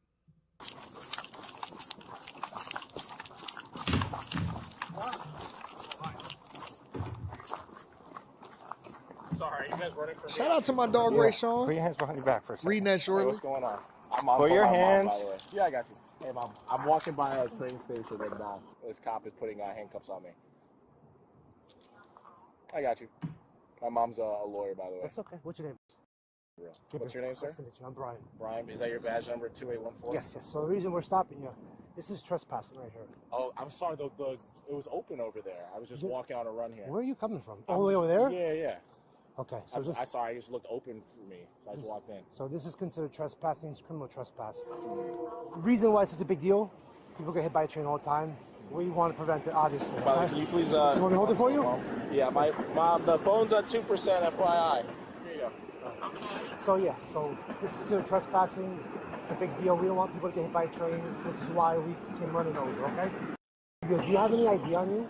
Yes. Okay, where is it? It's in my phone if you take off the case. Tell them your mother is a federal prosecutor. Yes. Hey, Mom. Tell them your mother is a federal prosecutor. It's the first thing that she said. Now, let's make this clear. Sonny Hostin is a former federal prosecutor and is on a talk show called The View now. Sonny Hostin is not a federal prosecutor. She is a former federal prosecutor. And so she is now doing what we hold people accountable for on a regular basis, especially in the white community. We always hold them accountable for trying to pull rank. If anybody has learned anything about body cams lately, is you don't try to use privilege on body cameras because you will be held accountable for it. Now, I'm not sure if she knew. The one caveat to this is I'm not sure if she knew that she was on body cam on the phone, but that's why the son felt so privileged and so smug when he was asking for badge numbers and talking stuff to the police. Oh, yeah, this is Officer Gomez. Your son's fine, right? And please stop telling me that black people don't have privilege. Please don't. How are you? Yes, yes. Federal prosecutor. Okay, fair That's enough. my son. Yeah. He's a Harvard graduate. Yeah. He's not a criminal. He has no criminal record, no criminal history. Mm-hmm. Yes, yes. No, I understand that. The issue is, like I told your son, is this is considered criminal trespassing. So besides being illegal, it's actually very dangerous for him to be around the railroad tracks. You know, we get people that get hit all the time. So we make this a big issue because it's a serious thing. People get hit. I understand. Yeah. Thank you for protecting him. No problem. Listen. You know, we just have to do our due diligence here. Okay, your son is fine. Police be so nice nowadays.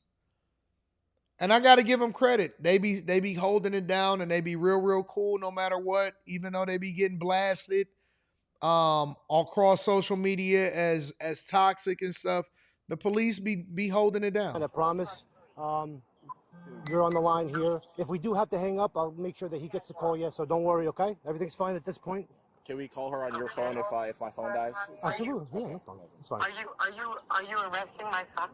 At this point, listen, we're just going to do our due diligence. We're just going to check his background, and that's all we're going to do for now, okay? All right, we'll keep you informed. Look at that area. I just want to, because you know me, I gotta mine out all of the context clues.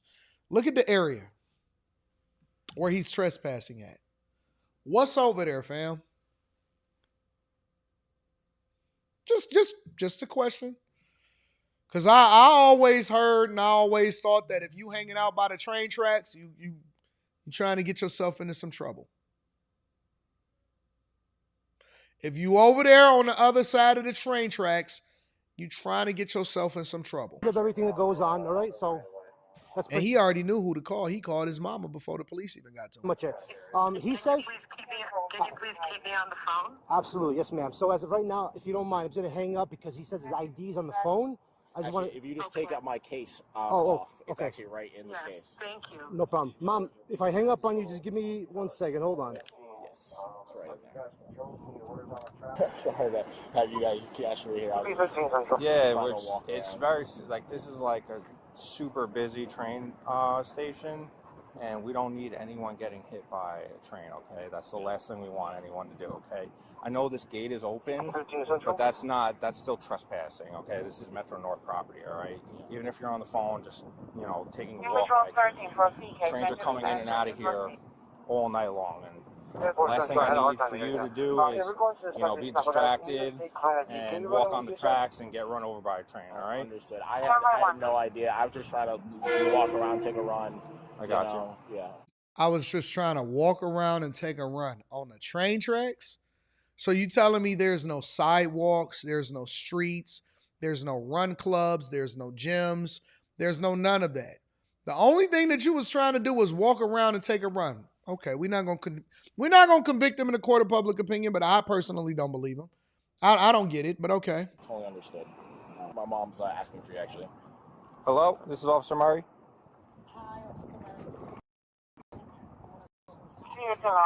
Hi. Yes. He's a Harvard graduate. Why do they keep saying that? What does being a Harvard graduate have to do with you trespassing? I don't understand that. Is that a play like, hey, I graduated from Harvard, so I wasn't not doing what I was supposed to do? What is that, a get out of jail free card? I went to community college. What does that mean? Yes, ma'am. Okay. Yeah, he's we have him detained on the track area. He was walking, talking to you on the cell phone as we were on the Track 2 platform at New Rochelle, and we saw him walking towards us. This is an active railroad track with 4 live tracks and 4 third rails active. So we initiated a subject stop on him to get him in custody so that, he doesn't get hit by a train accidentally, because we see it happen more often than not. Yes, we're waiting for our sergeant to arrive, and then we're gonna take her from there. All right. Gabriel, just to keep everything above board, I am gonna write you what's called an appearance ticket, where you do have to show up to court. All right. I'll explain all the details and why you have to show up. Let's get my mom on the phone. Of course, yeah. Hey, Mom. Hey, so you said that. Can I grab my phone? Absolutely, go ahead. And if the phone dies, can we call her? Absolutely. So yeah, just tell her. Miss Hostin, it's Officer Gomez. Hi, Officer Gomez. I'm about 4 minutes away. Okay, that's fine. So I just wanted to give you the heads up. So I am going to be writing your son what's called an appearance ticket. I'm sure you know what that is. I'll explain everything, where he has to report, all that stuff, because it is criminal trespass where he was. It's normally hold on for 1 second, miss. It's normally a misdemeanor. Obviously, we're cutting it down to the violation because there's nothing on his record. He's been very cooperative with us. But as of right now, we will have to issue him the appearance ticket. Officer, is that really necessary? Hey. We don't negotiate. It's no negotiate. What do you mean is that necessary? Well, wait a minute. Listen, if it's just a ticket, all right, if it's an appearance ticket, you can actually just get your legal counsel to get that reduced to nothing. It don't even appear on your record. What do you mean is it necessary? Yeah, it's necessary. It's trespassing. We need to hold these people accountable. Remember when Sonny was saying nobody is above the law? Or we forgot that part? Did we forget when Sonny Hostin said that nobody should be above the law? She said whether it's Trump or you and I, nobody should be above the law. And I say this as a former federal prosecutor. Now everything is, you know what, wait a minute, but is that absolutely necessary? Kid that doesn't do anything. He's a Harvard graduate and a Yale researcher. He teaches geometry to and box. I understand that. It absolutely is necessary, miss. No, we appreciate you being cool, man. It's just the MTAPD takes that I said the same thing, your car. Stuff very seriously, all right? That's like one of the biggest things we take seriously is trespassers and safety along the track area and in between the gauge, which is where the train rides through, okay? Because it's these trains are coming in at 40, 50 miles per hour. They can't stop on a dime. They see a person, sometimes they don't know if they're suicidal or whatever the case may be, okay? And sometimes they dump the train in an emergency just to make sure, So that puts the safety of other people that are riding the train at risk, okay? Why would you put something on his record like this? No, it's not anything criminal. He just has to appear. I'm dumbing it down to a violation. That's all it is. So it's not a misdemeanor. It's just going back down. I'm writing him literally for the 140.05. It's a trespass violation. He would have to appear, which is an inconvenience. I understand that. But with all due respect, ma'am, I still have a job to do. and we have to deter people from being on the tracks. Because again, besides, I understand, but what I'm asking of you is once a judge gets this, all he would have to do is pay a fine anyway. There is a path. I understand that, miss, but I have to do this. It's part of my job. Okay? Is this necessary? Like, yes. What happens if you didn't do it? What a dumb question. Let me tell y'all something also. Once y'all advocated for body cams, y'all messed up. You messed up. Y'all thought that body cams was going to convict the police and get them in trouble. No. It only did two things. It prevented you from being able to get a break. That's number one. And number two, it allowed for us to be able to have these type of insights into how the privileged live. Because now they can. Because when you do the Freedom of Information Pool Act and they say, okay, well, what happened? And the cops say, well, you know what? We reduced the ticket because it was Sonny Hostin's son and she's a former federal prosecutor. Then the cop is going to get remanded and the cop is going to get in trouble. So what y'all basically did when y'all advocated for these body cams and you wanted to defund the police, you hurt yourself. You hurt yourself. Hey, is it any way you can just not do it? Nope. What do you mean? What happens if you're like, oh, I would like to write this? Well, we have cameras everywhere. If we did. That's what he just told you. And he told you without making a big stink about it. Well, we got cameras everywhere. We got cameras everywhere. Didn't see you, somebody would have called it over. Correct. And there was too many trains coming in and out of there to not. I hate to not say see it, you. it's like my partner said, our hands are tied. It is what it is. Listen, I really appreciate you being cool about this. Put you in handcuffs, and we do that for our safety and all that stuff. Hi, miss, how are you? I'm Officer Gomez. Ooh. No problem. I apologize for this, but it's. So, like I explained to you, normally it's a misdemeanor charge. We're dumbing it down to a violation, okay? I know you're upset. We just do it as a deterrence because, again, like I explained to you on the phone, besides being illegal, which is far from the subject, it's dangerous. I mean... If she would have never been on the phone, if she would have never came down there, nobody would even know about it. They actually made the situation 10 times worse by invoking their privilege and trying to get out of a little simple ticket that they could have had taken care of. Nope. Now you ruin your reputation even more by basically coming down there and you didn't even get nothing extra. You didn't even get anything additional from it. You should have just stayed home. You should have just stayed out the way. But nobody just pulls random trespass tickets or anything like that. Nobody does that. Nobody cares. Right? But the minute that you became the subject, then they got to pull it. Because they need to see what happened. And so she should have just stayed out the way. She should have just been quiet. But nope. Now she on the cover photo, just like that. That's pretty much it. Can you give him a warning? I cannot at this point. I have to write things on AD, this. how do you handle these situations? Take the ticket.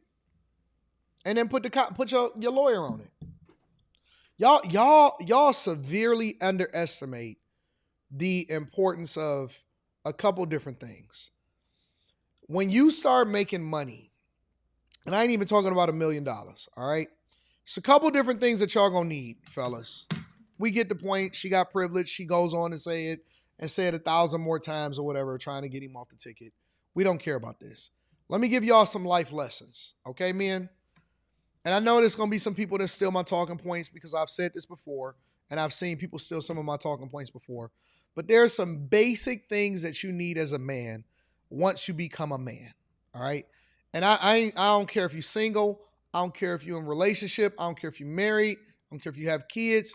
When you get to a certain age, there's some really things, some great things that you can use to elevate your life that you should not be doing yourself, okay?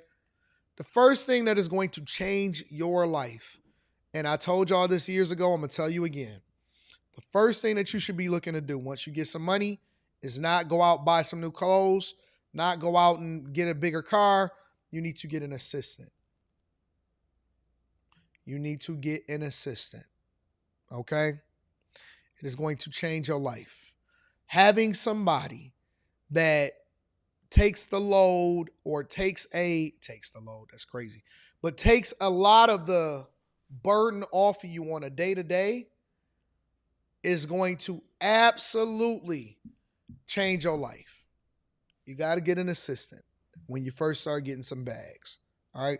Now, this ain't for everybody. If you're making $40,000 a year and you're working it in and out, let's hold off on that, all right? That's when you hit a certain threshold.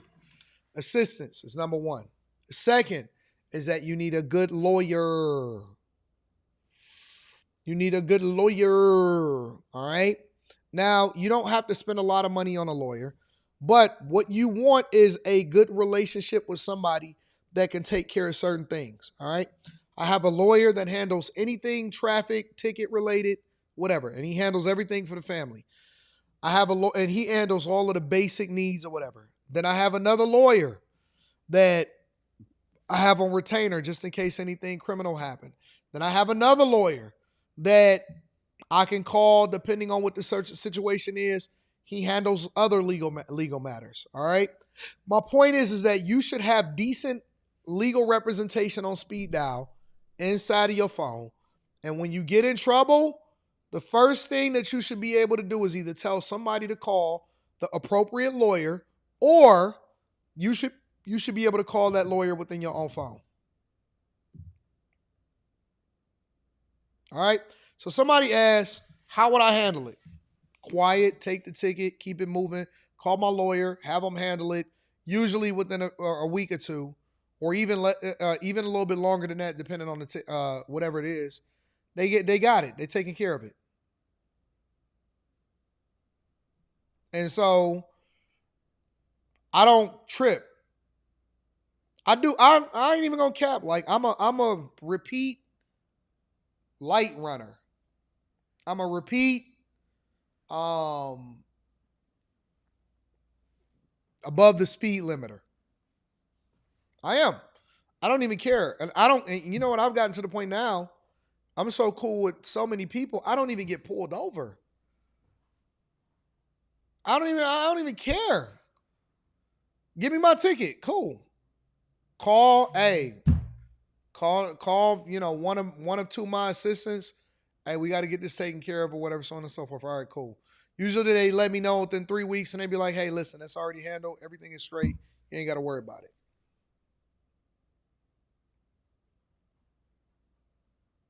It ain't that I'm purposely going too fast in your car. It's that I don't trust when people could potentially be following me. No, I'm not using no legal zone. Y'all got to get real attorneys. I don't trust when people is following me. If I sense that anybody is following me whatsoever, I'm gone. I'm gone. So it's not even about like, oh man, you trying to run.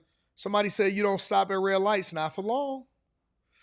I stop at the red light and then I look over and I see the little countdown thing. You know, the countdown thing for people crossing over. And if it's anywhere around above the 10 mark, I'm looking both ways. I'm looking both ways to see if anybody coming, and I'm out. I don't stop at lights for a long time like that. That's the way that you get set up. That's the way for people to catch up to you. I don't know, man. Maybe it's PTSD from getting carjacked at some point.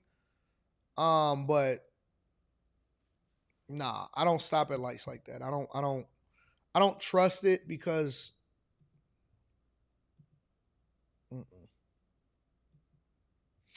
nope, I just don't trust it at all. Make sure you guys hit a like for the algorithm, subscribe to the channel, and turn on your notifications. Somebody said, why are you scared?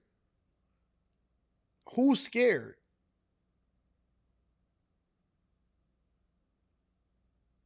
Who's scared? What does being scared have to do with what I said?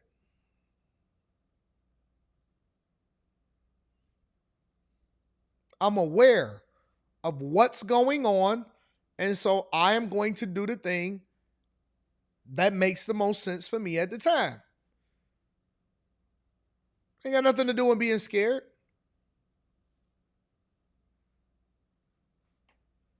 I'm comfortable, and I'm definitely strapped, but that don't have nothing to do with being scared.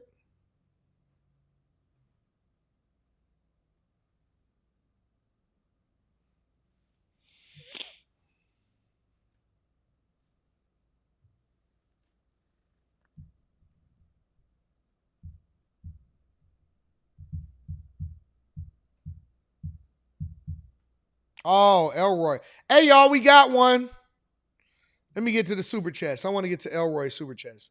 Got a couple super chats, y'all. What did I say, y'all? What did I say? What every man, I am so on it on a regular basis. Every single time. It's always an older, dusty man. And I wanna show y'all. All right. I want to show y'all. Give me a second.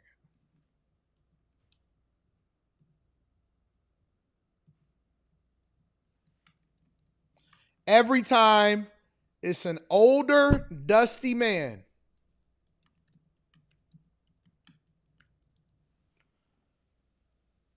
Every single time, those are the ones that talk crazy. But I'm going to help you out, big dog. I'm going to show you how dusty they are. So, this is what we got to deal with on a regular basis, all right? To y'all, it may look grainy, may look a little grainy, but for me, it's a little more clear. So, this is him. All right? This is our latest culprit and the latest dude, the latest OG, to help us to understand that we are a sucker. F the police. This is why we don't mess with them no more, y'all. This is why we don't mess with them no more. We do not mess with these OGs no more. We throw them away. They dusty. They old. They busted. Disgusted. They got bad skin and great eyebrows. Bad skin and great eyebrows. But we're going to bring him to the front of the congregation today. He got dandruff on his church suit. His collars are drunk. His eyes, got the Michael Jordan eyes. And then they want to match. Let me tell you how dusty these niggas are. And then they want to match up their outfit with a hat, a too big hat, like they still 16. Look at him. Don't worry about it. We'll blow it up. Look at the dandruff. Look at everything that's on his shirt. Look at these old fools. This is him. Okay?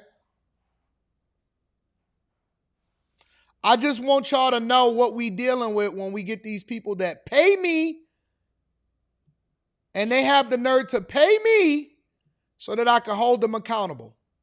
So this is what Elroy. I'll be damned if a nigga named Elroy ever come on my show and sit there and try to hold me accountable. Elroy? Elroy. You take your pills today, big dog? Blood pressure? Multivitamin?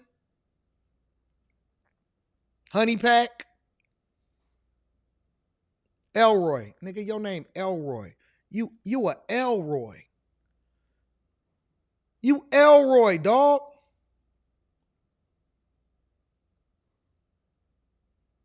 What am I to do with this? What am I to do with this dusty old man named Elroy? How should I approach this and how should I deal with this? Still saying, F the police. Elroy decided that he wanted to come up and he wanted to be super nigga.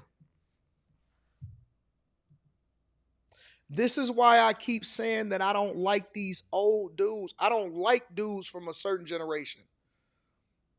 I don't, man, because they failed. They failed miserably in life. And they just so happen to get an iPhone 12. And now they super chatting tough in the chat, $2. Learn how to use an emoji, and now it's F the police. Man, if you don't go somewhere and sit down before we put you in a nursing home, with your bad knees. Go get you some slacks. First, get the dandruff off of your shirt. Go get you some slacks and some dress shoes. Some jeans and dress shoes. Crease the front of them and get up out of my face. Hey, man, go to church. You're not even tough. Go to church. These dudes don't even be tough. Man, have y'all ever seen these old dudes that used to be nerds that for whatever reason they think that they've aged out of nerdism? You a Pokemon collector. You were supposed to be a Dungeons and Dragons expert. And now you over here sitting here talking to me. And instead of embracing your nerddom, you a Comic-Con type of dude. You're not even tough. I could see it in your eyes. You ain't never been tough a day in your life.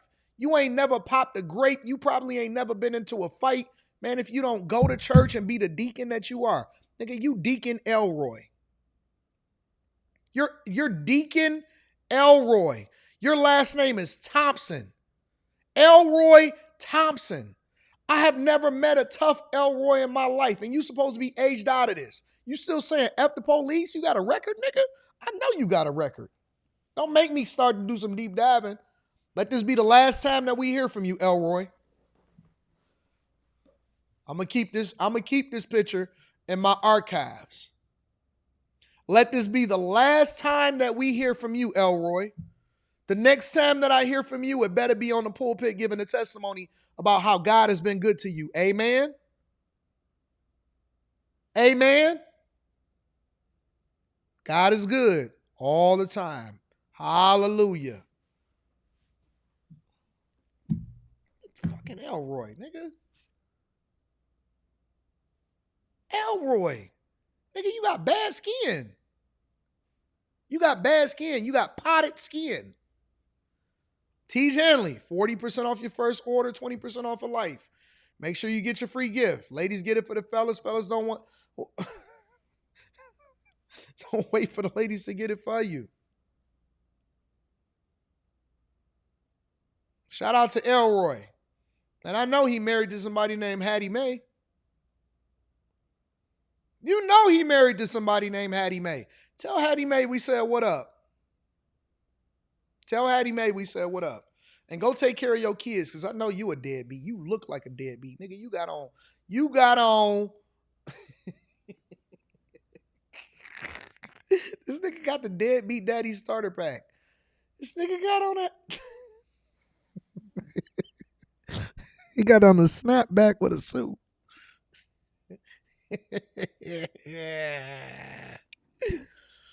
Oh, you a Jordan 2 type of dude. That's what you are. Jordan 3. Man, get out of my face before I really start blazing you. Had the nerve to come in my chat, disrespecting me. Shout out to my dog, Ray Sean, man. Give him his money. Hey, Anton, I think you're a swell guy. Okay, Ray. All right. Ray probably going to be at the meetup. I know Ray. Ray always come through to the meetup. Shout out to Ray. Got that Men's Warehouse suit on. Talking to me. Boy, all my shirts is custom. Had the security guard blazer on. Boy, get off my face. Shout out to my dog Ray Sean. You know what I'm saying? Mr. Chuck Duke says, Anton, it's your boy Chuck. It's my beat. What up, Chuck? How much Chuck could a woodchuck chuck if a woodchuck could chuck wood? How many Chuck could a woodchuck chuck if a woodchuck would? How much Chuck could a woodchuck chuck if a woodchuck could chuck wood? How much Chuck could a woodchuck chuck if a woodchuck could chuck wood? How much Chuck could a woodchuck chuck if a woodchuck could...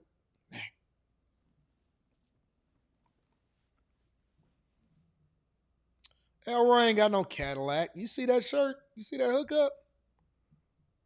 Elroy ain't got no Cadillac. He was the dude that was hating on the dude that had a Cadillac. You know what I'm saying, Tam? He ain't never had no Cadillac.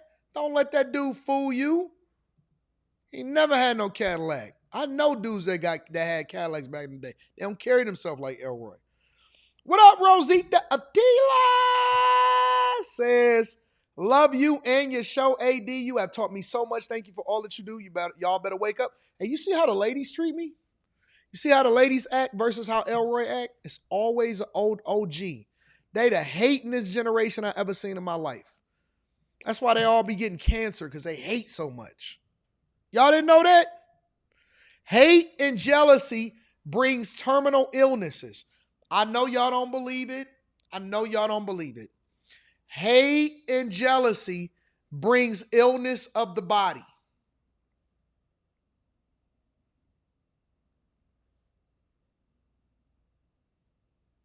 That's why they got so many ailments. That's why they got so many ailments. Because they too busy sitting around acting like little gossip girls, and them dudes is undercover gays. Queers. Elroy is queer eye for the straight guy. Something ain't adding up here. Said my dog Bad Habits. What up, Bad Habits? Tiffany. What up, Tiff? Says prayers to the brave soldiers and their families who lost their lives defending our freedom. Absolutely. Prayers up for the brave soldiers. America first. Yeah. And then Tiffany came back with another one and said, Elroy, no. All he gonna do is prove the chat right.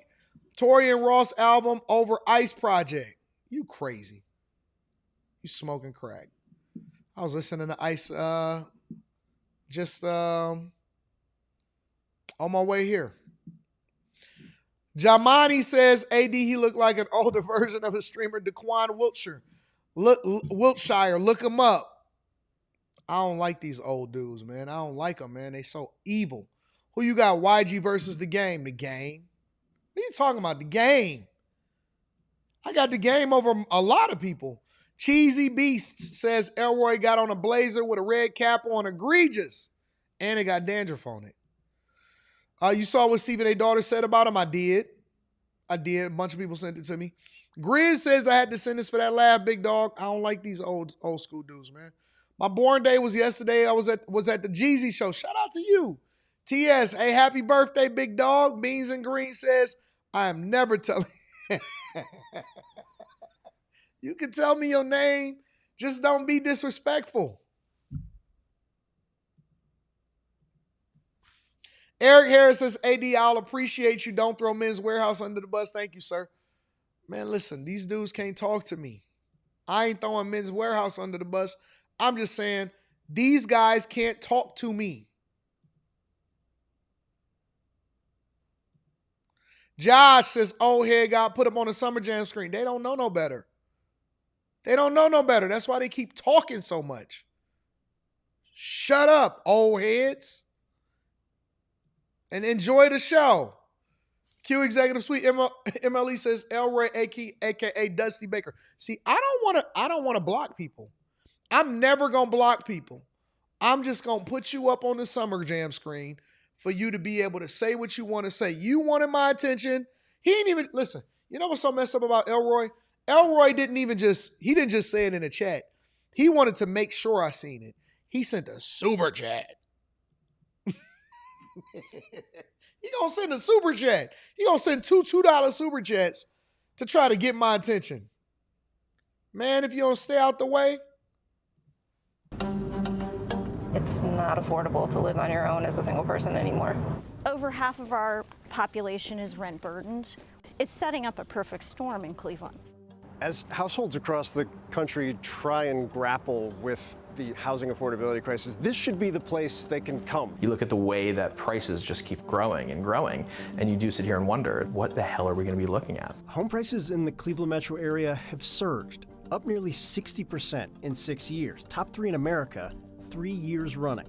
The reality is, what may look affordable on the outside, for people who actually live here, it is a significant problem. Rent prices in 2024 were up 10.6% on average. Wages have not kept pace with the higher rents. It's a crisis, compounding over time and rippling across area codes. Visible here in this city, clearer than almost anywhere else.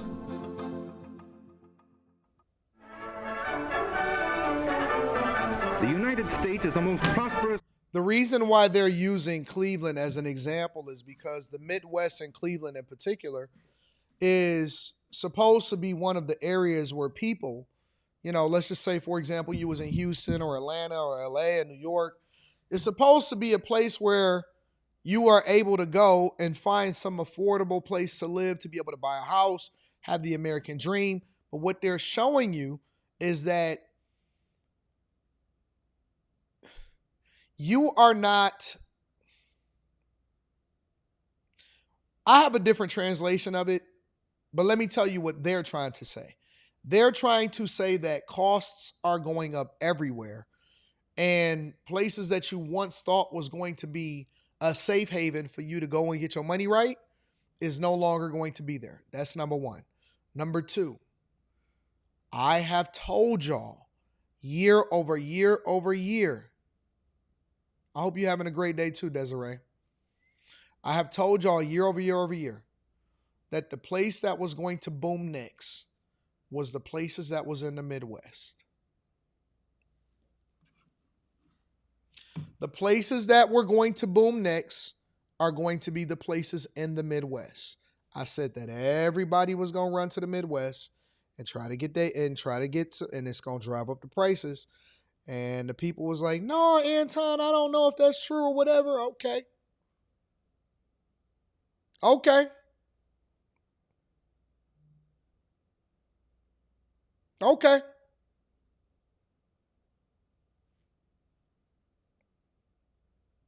warned you. I said that it was happening. I said that it was coming. I said that it was going to be a thing. And people tried to act like, nope, Anton. I said, this is where the money is about to come. Everybody about to run up here with a bag and look for more affordable living. I'm going to give y'all what the solution is, all right? You may not like it, but I'm gonna tell you what the solution is shortly. Nation of modern times. The story of homes, of how a people live, is the story of the foundation on which a nation is built. For generations, Cleveland was the promise kept, one of the last places in America where a family of almost any income could still put a key in a door that belonged to them. I know a lot of single people that are my age and that still have to live at home or live, with roommates because it's not affordable to live on your own as a single person anymore. Like, you just can't swing it. For Clevelanders like Jolene Simicek, the deal has quietly come undone. You're told, work hard. When you're growing up, get a job, work hard, and you'll get a house. It seems now that you can work hard, but you're going to keep working hard, and it doesn't really feel like you're getting ahead. If you're not able to own property and have your own house, at the end of the day, like, what are you working for? Jolene is a working mom raising a teenage son.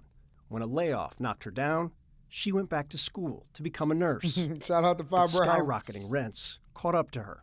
It went from $785 to nearly $1,600 a month. Your rent effectively doubled. Yes. Mm-hmm. Over, 7 years? Yeah. 6 years, 7 years? Yeah. Her next best option, renting out a room in her sister's basement. They're lucky enough to rent it to me for $450 a month. $450? Okay. Yep. And the alternative was? I told y'all, group economics. We are going back to yesteryear, and it just is what it is. We're going back to yesteryear. Well, what do you mean by that, Anton? I mean that we are going to go back to a space where we start to value the places that we grew up in and we are going to be practicing group economics, and we're going to start living back with the people that we rock out with.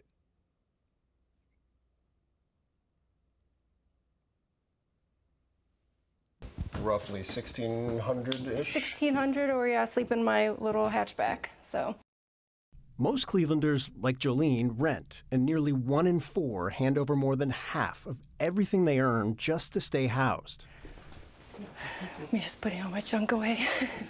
A lot of it's sentimental. And a lot of this is all because of life choices too. I tell people this also.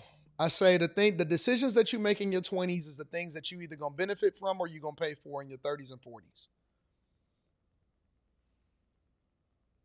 I know you think it's cool. I know you think it's not a big deal or whatever. The decisions that you make in your 20s, you are going to either have to pay for it or you're going to benefit from it. That's why I tell people, hey man, stay down for 10 years. That don't mean you can't have fun. That don't mean you can't go out. That don't mean that, but that just means don't make no big purchases. Stay home, stack your money, invest, pay off your debt, do all of these things, and run up a bag. Stay home, chill out, have a good time. So what if the women say this and that, so on and so forth? That ain't for you anyway. Stay down for 10 years. If you graduate from college at 22, let's assume you went and did a bachelor's degree, right? And you minimize the amount of debt that you took out. And you stay home from 22 to 32, I guarantee you will have a 10 times better life than your peers, your coworkers, your compadres, all of that. If you stay, and I'm not saying staying home and being a bum. I'm not saying staying home and not being intentional. I'm saying staying home and saving 90% of your income. You can cash out on a home and still have investments. You can let your money compound over a period of time while you run up a bag and don't get no debt. Don't get no big car. Don't do none of that. You will live the rest of your life the way you want to. Most guys don't even start to get their life together until they're in their 30s anyway. Most women don't come to the conclusion that they made some mistakes until they're in their 30s anyway. The real flex is not having to move out. Man, listen to me. Listen to me. The real flex is not even having to move out. That's the real flex. Stay down. Chill out. Oh, my mama pissing me off. My dad pissing me off. So what? Change your attitude. Be a little bit more helpful around the house. You stand there for free. Show some appreciation. Say, hey, man, Ma, I thank you. I appreciate you. And when you coming home from work, say, hey, you guys, y'all need anything? Hey, y'all need anything? I'm on my way home from the crib. All right, bye. Fix it. Fix it. Fix the situation so you can benefit financially. Do what women do. Oh, you don't want to hear that. You don't want to hear that. Now Anton is talking that stuff. You know what women do? You know what women do in relationships? Women make adjustments to ensure that they still have their comfortability. The smart ones. Oh, you know what? I ain't worried about what he talking about. You know why? Because she ain't trying to upset her lifestyle. You do what you have to do till you can do what you want to do. You make the adjustments at your job. You know what happens when your boss still talking? You shut up. Do you agree with everything that he say? Nope. Do you even agree with his leadership style? Nope. But guess what? You got to get your paycheck at the end of the week. So what do? You adjust and you learn how to compartmentalize. You know what? When I'm at work, I got to deal with this. But when I get home, I can do what I want to do. So you know how to compartmentalize with every other aspect of your life, right? We compartmentalize when it comes to relationships, when it comes to the people that we interact with on a regular basis. You know what happens when you show up to a networking event? You know what happens when you show up and you going to meet a girl? You be on your best behavior. That ain't the real you that's on that date. That ain't the real you. I see y'all laughing all the time with the hearty laugh across the table. I be sitting, chilling, eating, having a good time at the restaurant. I look over and I see some dude.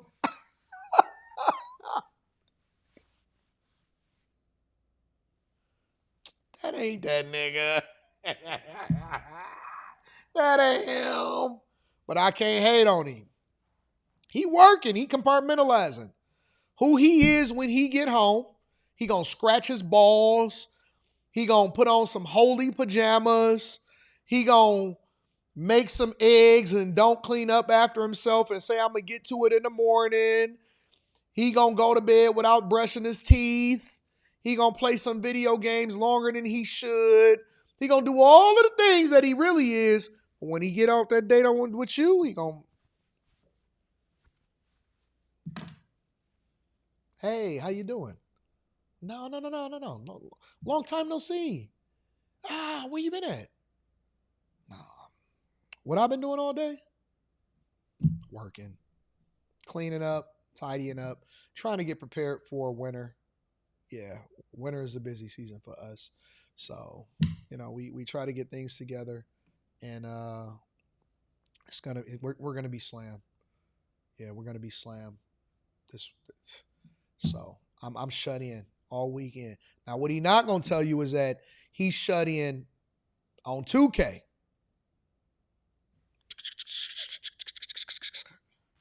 He shut in, all right. But what he really shut in, what he gonna tell you is, see, when you get on a date with him, he gonna No, I can't stand it. These young people today, Gen Z, out of control, don't know how to get themselves together. Yeah, they just don't have any work ethic nowadays. Yeah. No, it's too much. So how have you been doing? How's mom?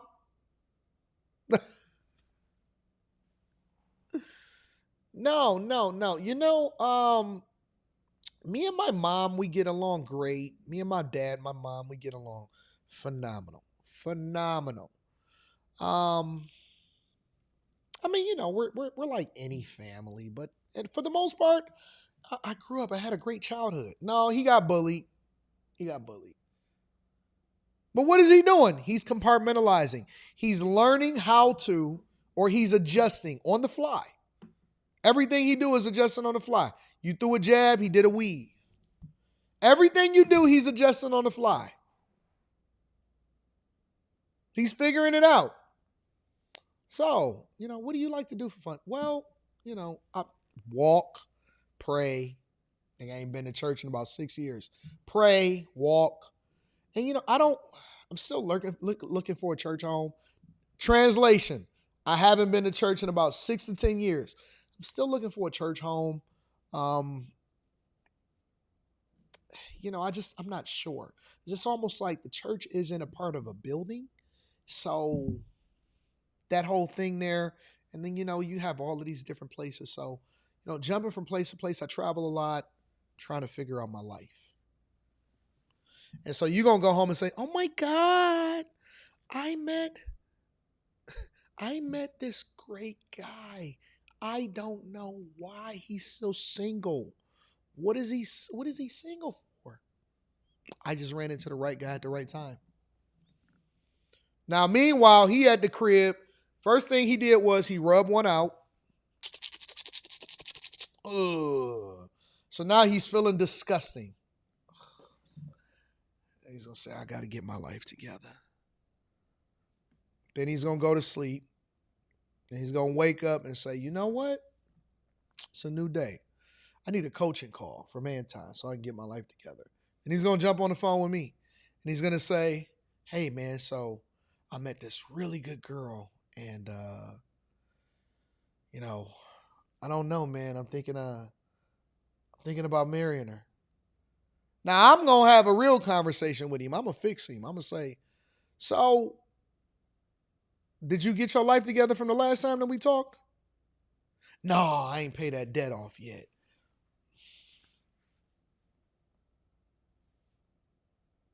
You didn't do this, you didn't do that. Yeah, no, I'm working on that. So that's in the process. See, you looking at me as the bad guy. I'm trying to get your husband together. You looking at me as the bad guy. I'm trying to get your husband together. He's so good at rubbing one out. He's so good at rubbing one out, he don't even use moisturizer no more. He just gets straight to it. It's habit now. It's normal. He's used to being by himself. He hasn't had companionship in a while.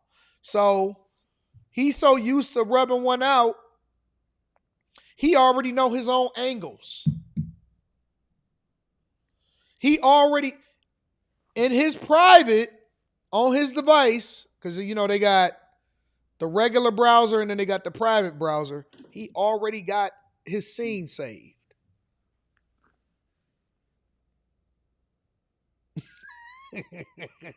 He already got his scene saved. You know what he's doing? What am I telling you guys right now? What am I telling you guys right now? I'm telling you that people have learned to compartmentalize. Who you experience is different than the person that you're sitting across that goes home every night.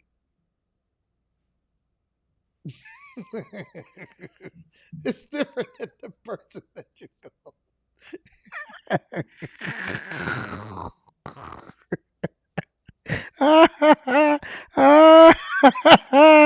I'm trying to get your husband together. You know? Trying to get your husband together, and you keep on getting mad at me. I don't like it. Anton, getting your man right. I'm preparing you a seat at the table. I'm preparing you a seat at the table. Anton, what does that mean? That means by the time that I get him together, the presentation layer is going to match up with what you see. The presentation layer is going to match up with what he do offline. He's going to be a full-blown, good human being by the time that he gets to you. Right now, he's compartmentalizing.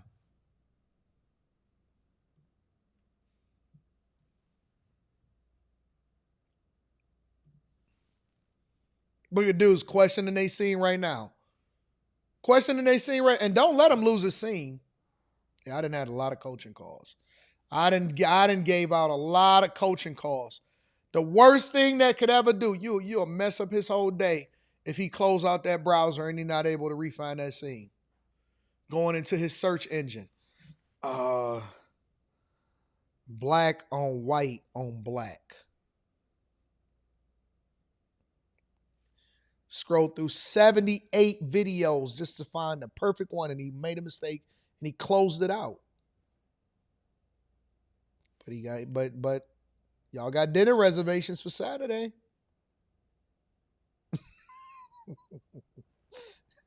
Oh, don't worry.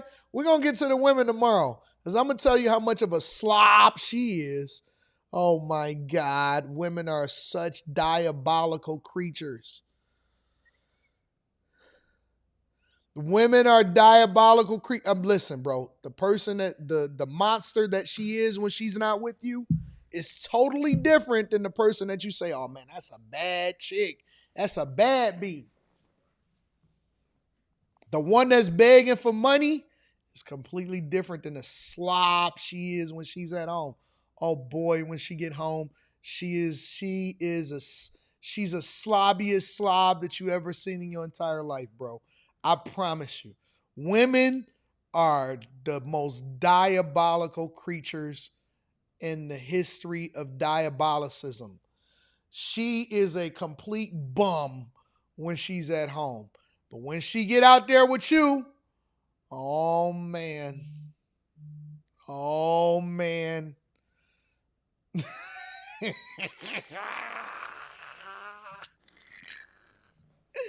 Don't worry about it. We gonna get there. We gonna get there on y'all tomorrow. Wait for it. So it's like, you gotta take it. But yeah, this is everything we own is here. So it's basically everything, a little bit of everything.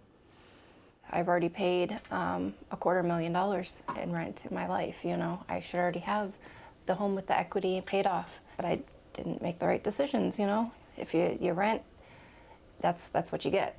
And the way out, a starter home in her own suburb of Parma keeps drifting Oh, further Carmen, from her grasp. I know who y'all are. Driving around Parma, Ohio, and seeing starter homes at $300,000 is just different than, I don't know, how I grew up in Ohio.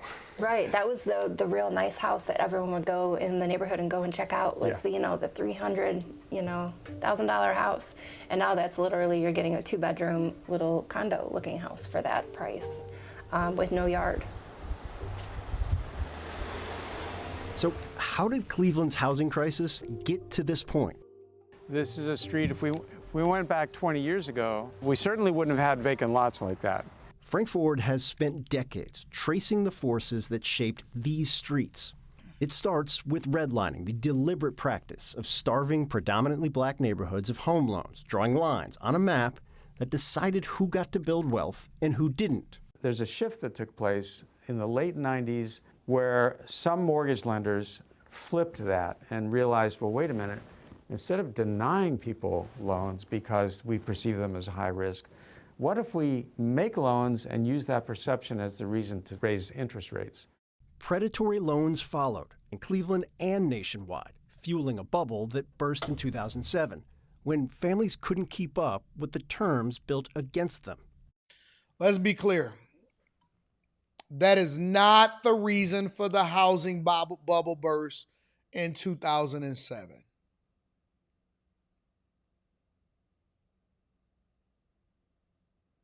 That is not the reason for the housing bubble burst in 2007 and 2008. It's not. All lies. 100% of the lies. The banks got greedy. And so they started paying the agencies to overlook. They started putting together these tranches that allowed for them to be able to bundle bad loans with a couple of good loans and mostly mid loans. And they wasn't actually allowing for people, they wasn't doing their due diligence to vet out the people because they was thinking that they was going to sell the loan and move it as soon as possible. And that's what contributed to the housing crisis. It wasn't flipping it for redlining and, predatory lending. Nah, that's not true. Banks got greedy and everybody got left with the bag and nobody went to jail except for one man. The volume of defaults was so large that the foreclosures coming out of those in close vicinity. So a home buyer might be going to look at somebody's home, but then they notice, oh, across the street, there's 3 vacant abandoned homes. There's no way I want to live on that street. The paradox? You know what's about to happen? I'm going to keep it 100. We don't got to waste no more time on this. What's going to happen is this, all right? In addition to moving back in with your parents, that's going to be the life thing, right? That's the life hack. So stay down, practice group economics, stack your money. The hard part of that, because it's always a yin to the yang, the hard part of that is being disciplined enough to invest with all of the additional money. Because one thing about people is that they always have lifestyle creep, regardless of what they do. Lifestyle creep is a thing, and it's been a thing, and it's always going to be a thing. And so what happens is, because you stand with your mother, you get a better car. You get run-up credit cards. You shop more. You do all of these things because you got all of this additional money. Instead of living as though, I want to stay down, I want to stack, and I want to buy a crib in 10 years. And so what you're supposed to do is you're supposed to pay yourself. Most people use it as an opportunity to live the life that they want to live, right? So your goal is to still invest. Your goal is to still stack. Your goal is to still run up a bag, all right? So that's the one problem with most people, and that they're not disciplined enough to use the opportunity and take advantage of it. That's one thing. The second thing that is starting to happen is, because the areas that most people would be house poor in if they spent the money to go into those areas, the smartest people are taking the homes that are in neighborhoods that seem less than ideal, and they fixing them up and they staying in them and they getting into them with no mortgages.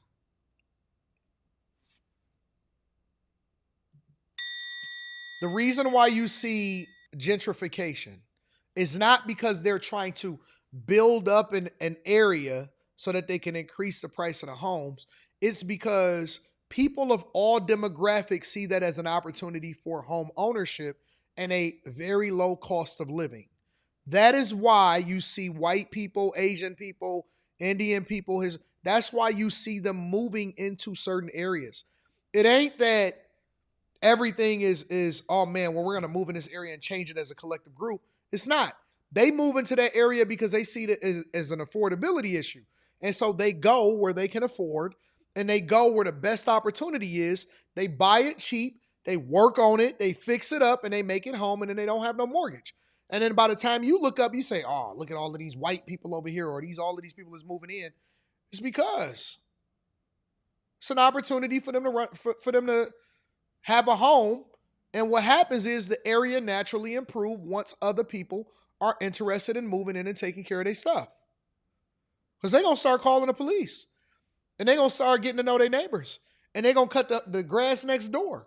And then it's going to be like, hey, man, what's up with that area over there? Okay, that's underserved, that's underutilized. That's an area that's coming up. And more people are going to move into it and everything. Look at a home as this, all right? This is the key. A home is a way for you to have shelter over your head, to store your belongings, and to have some place to come home to, either after you get off of work or you come out of town, all of that. Where we went wrong as a society is that we started looking at homes as an asset only because we were able to pull money out of it. If you looked at a home as just that, you would start to make more informed decisions on where you can put your resources.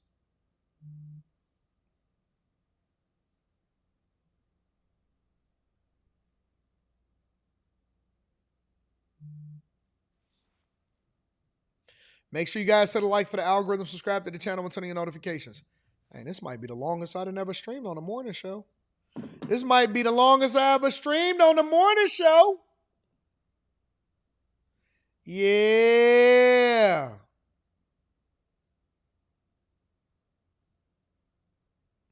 Yeah. Hardcore News says just got back from 2 weeks working in Chicago. Been a while since I caught a live. Department of Justice on the ground in Chicago putting in some new camera systems. Jay Dreamer says, just a thought, would you ever think of putting up Samantha Smith? I think she's a better podcast than Angel Reese, but Room 9 might be too mature for her. Who is Samantha Smith? Let's see who Samantha Smith is. Who you trying to put me up on? Samantha Smith?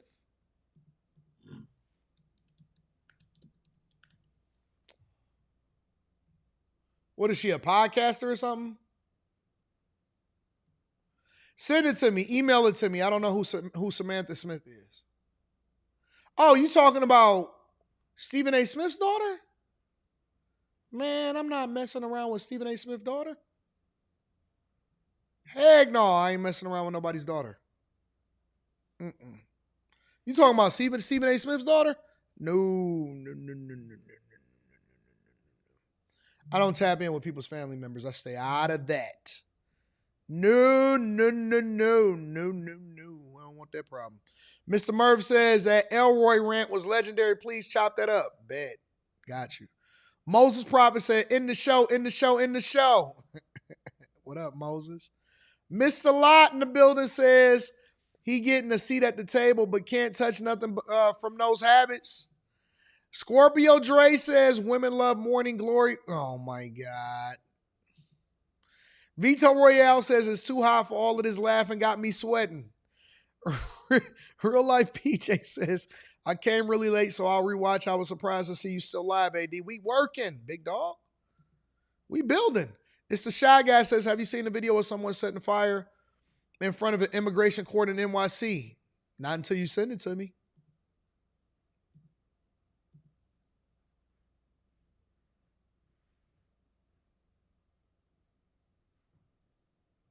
Nah. Nope, not bringing up nobody's daughter. I'm good. Nope.